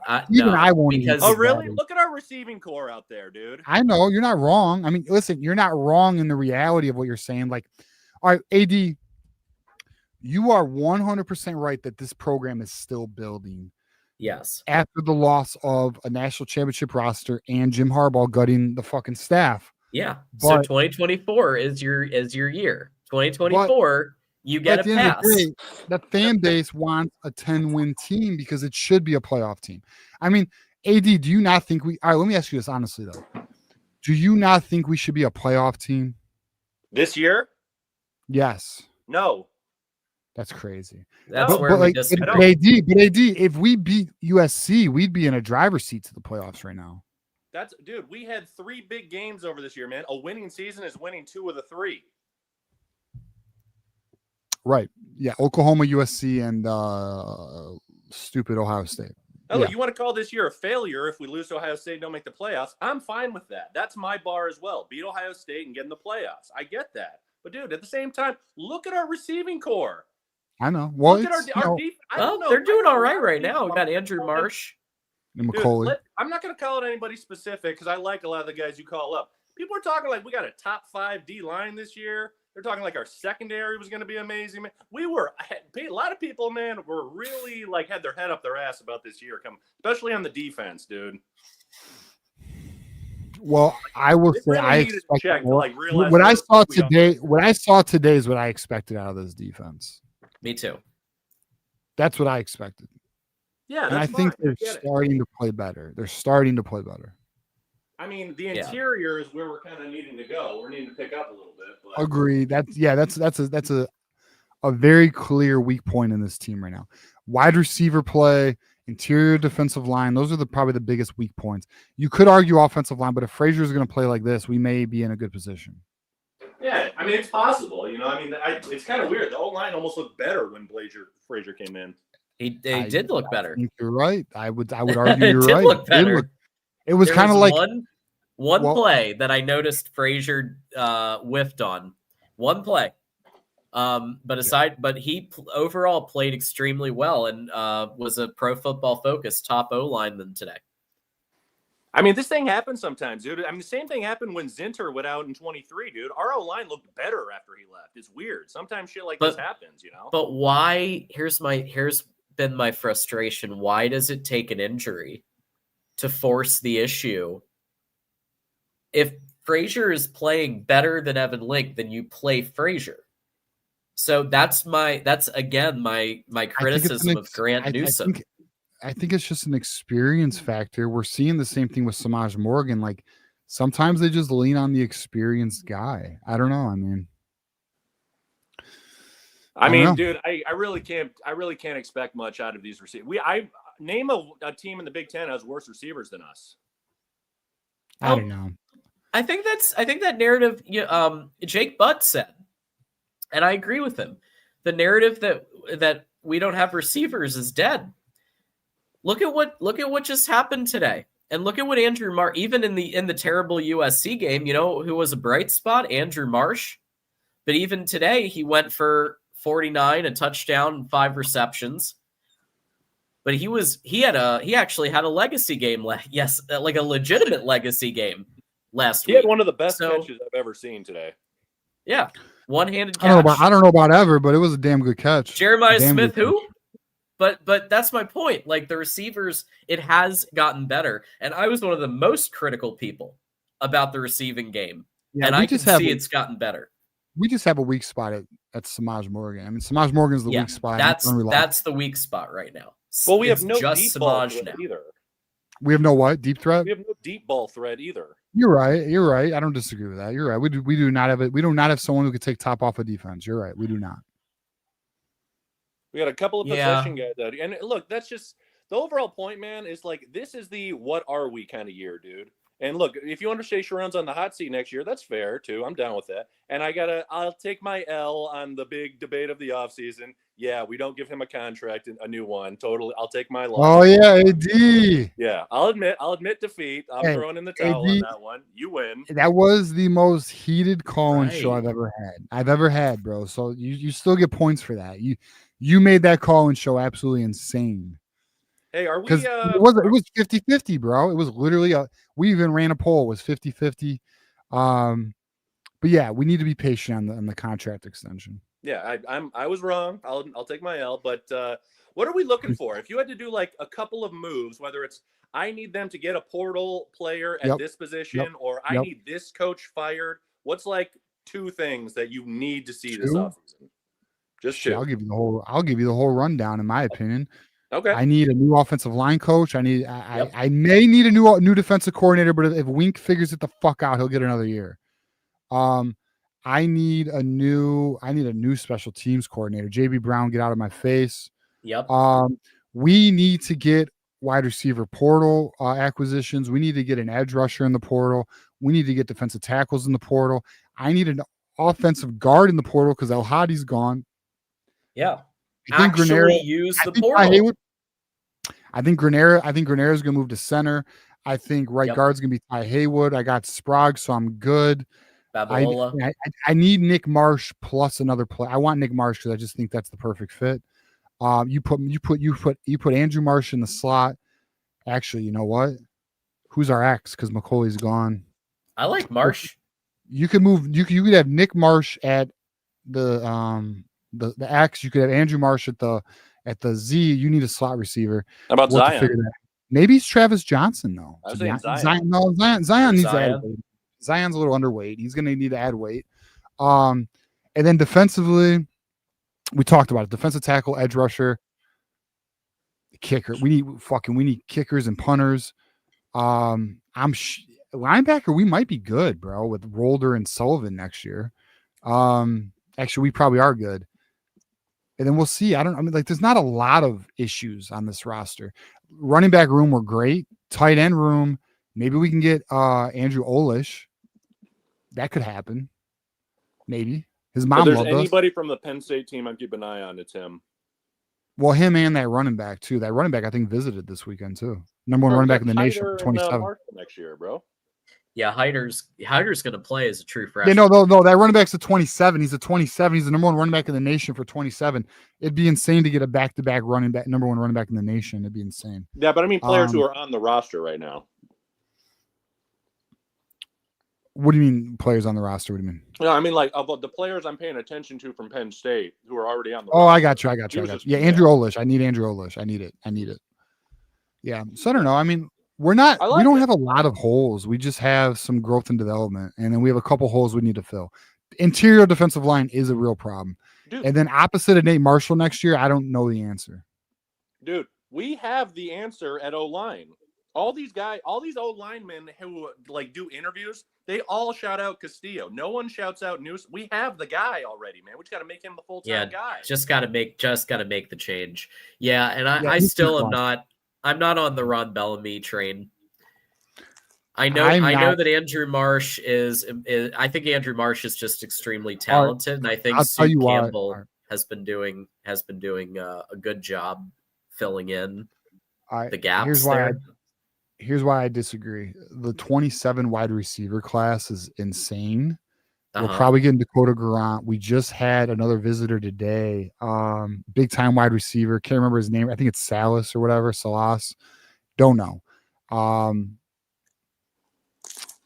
The wide receiver. Listen, it's Samaj Morgan's the problem. It ain't Bellamy. I agree. Are we not producing? Are we not getting over 200 plus yards in the air? I mean, in his recruit, I'm telling you, you add the 25 wide receiver class, you add the 26, which we're going to get next year, and then you look at this 27 class, which will be better than both of those. Listen, we're getting Dakota Garant. I'm so confident in that. He's a top 50 player, big time NFL Sunday type player.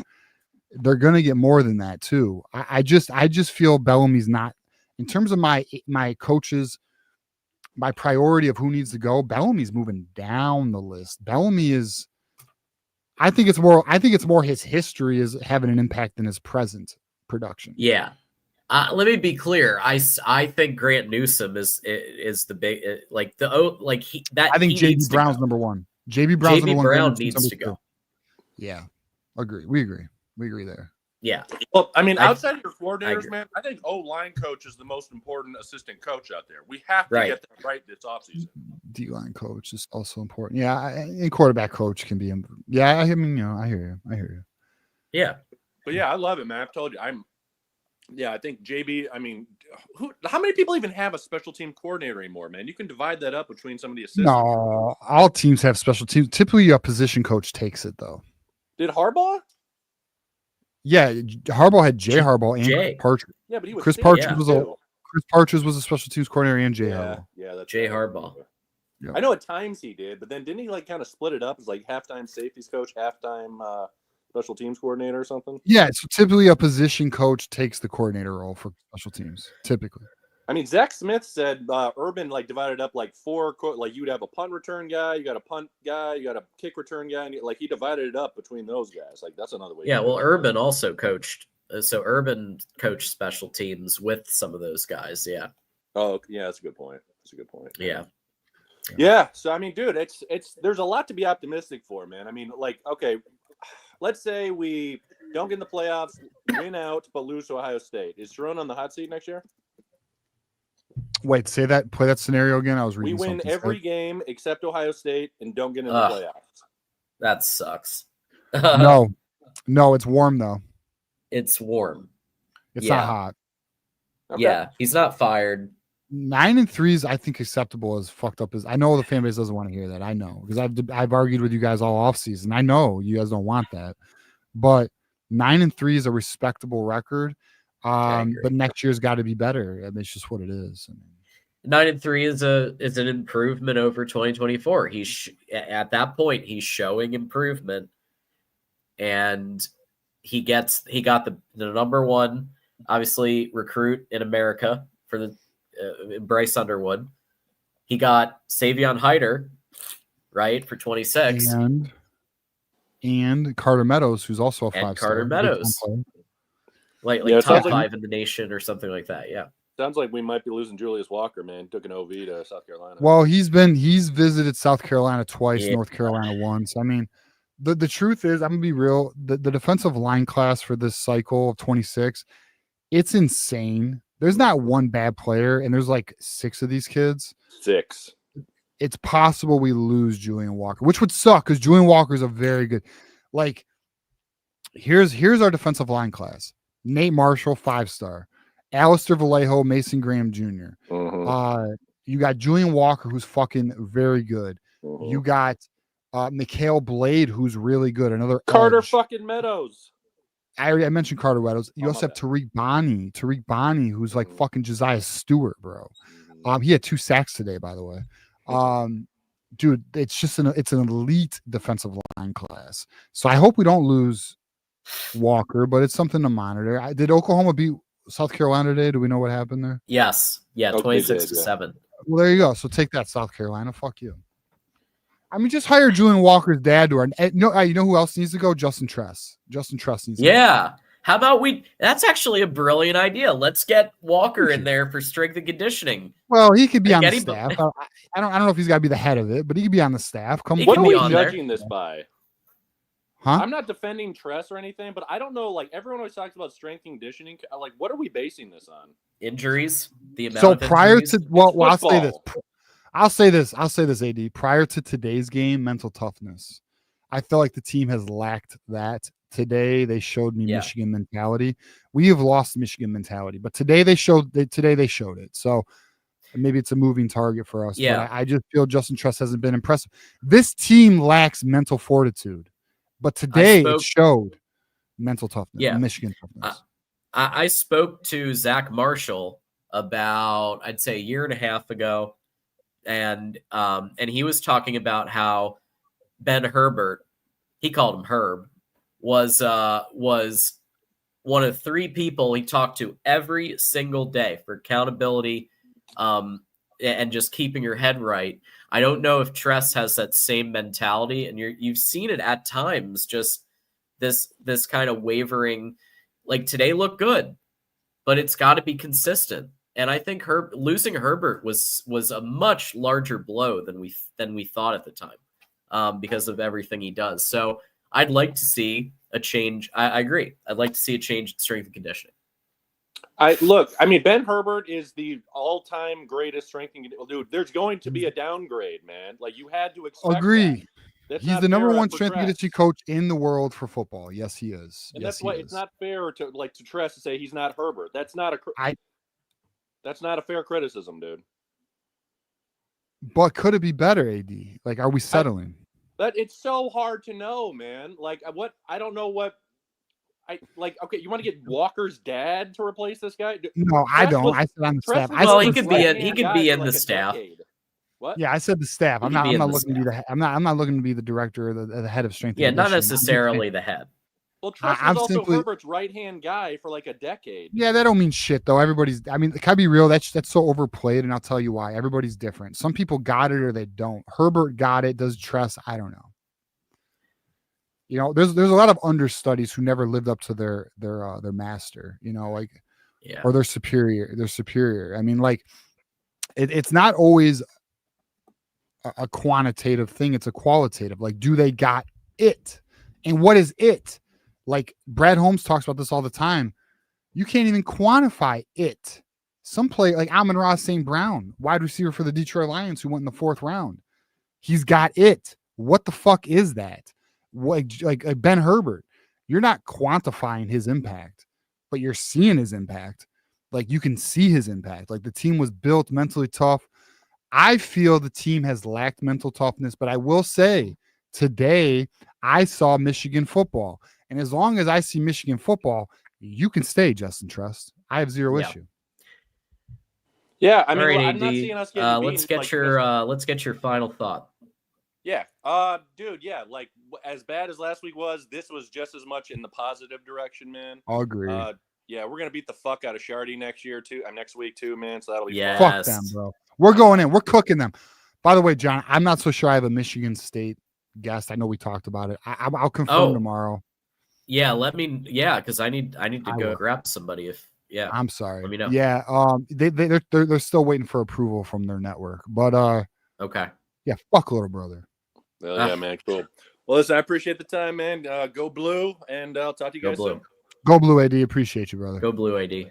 Later. All right, and let's real quick. We're at our time, but I do want to give one of our legends and leaders and best, Bull.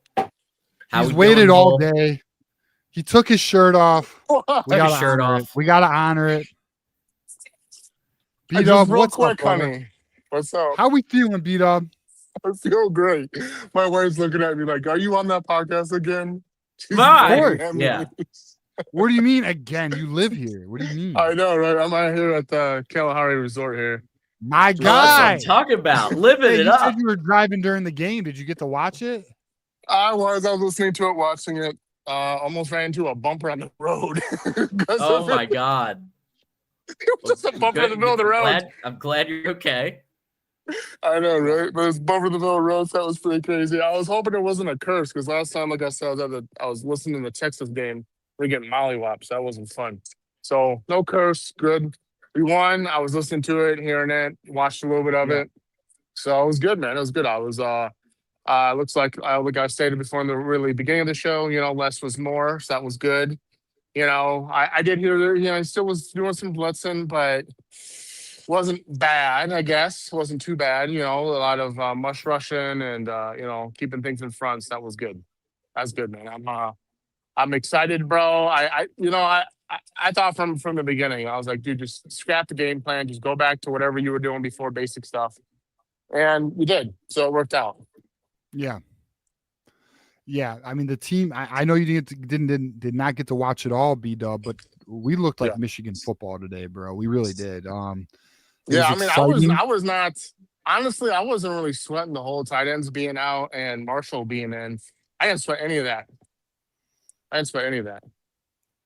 Because I was like, he's the great running back, and the tight ends, we're tight end. I mean, I know they say Iowa produces tight ends, but we always have tight ends, no matter what. Be third, fourth string, they're going to play. Yeah. Yeah. And they did. I mean, they stepped up. I mean, that's a credit again to Chip Lindsey for, scheming up. One thing I think we're not appreciating either is he is scheming our wide receivers open. And because we are getting some significant chunk plays. I don't know, man. It's just good. So how do you feel about that, John? How do you feel about that, John? What if What if Ron Bellamy is there for 2 more years? How are you going to feel about that? Well, I'll tell you what. I agree with the idea that J.B. Brown and Grant Newsome got to go first. Even if Soup is responsible for all the growth, Ron Bellamy's killing it recruiting. He's doing a great job recruiting. What did he say?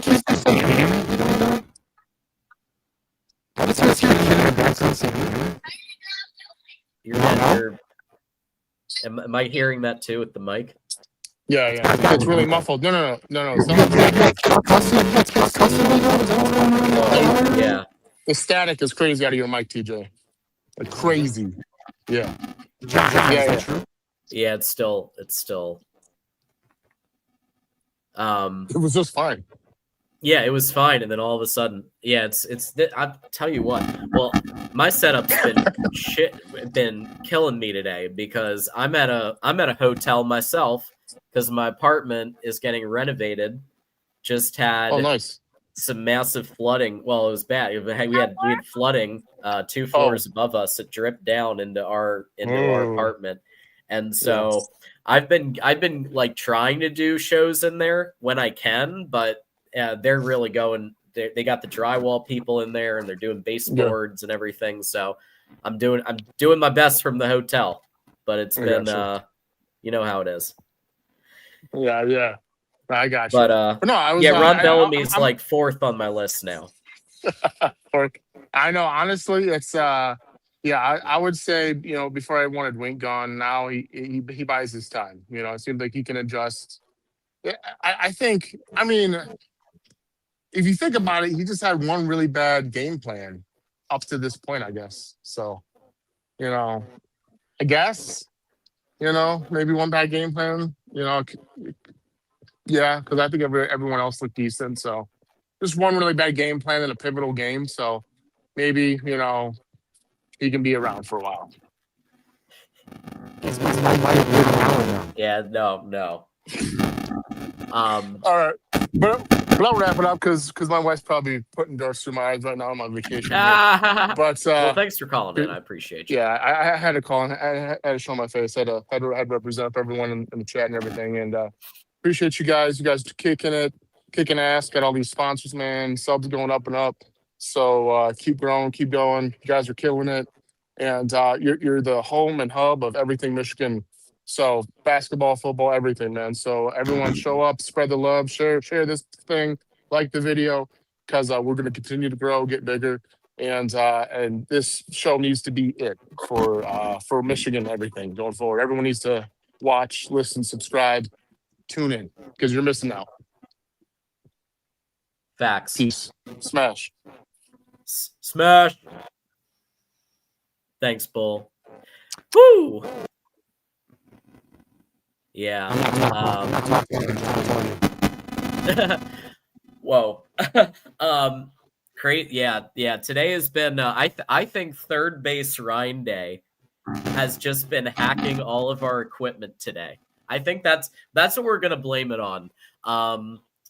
And not my shitty Embassy Suites mic or MC Suites internet and everything else. But point is, great show. Want to thank the community for showing up as always. I want to thank Win Agency, Healthy Dogma, coming through with sponsorships, and everybody. Yes, exactly. Third base investigations interfering with the show today.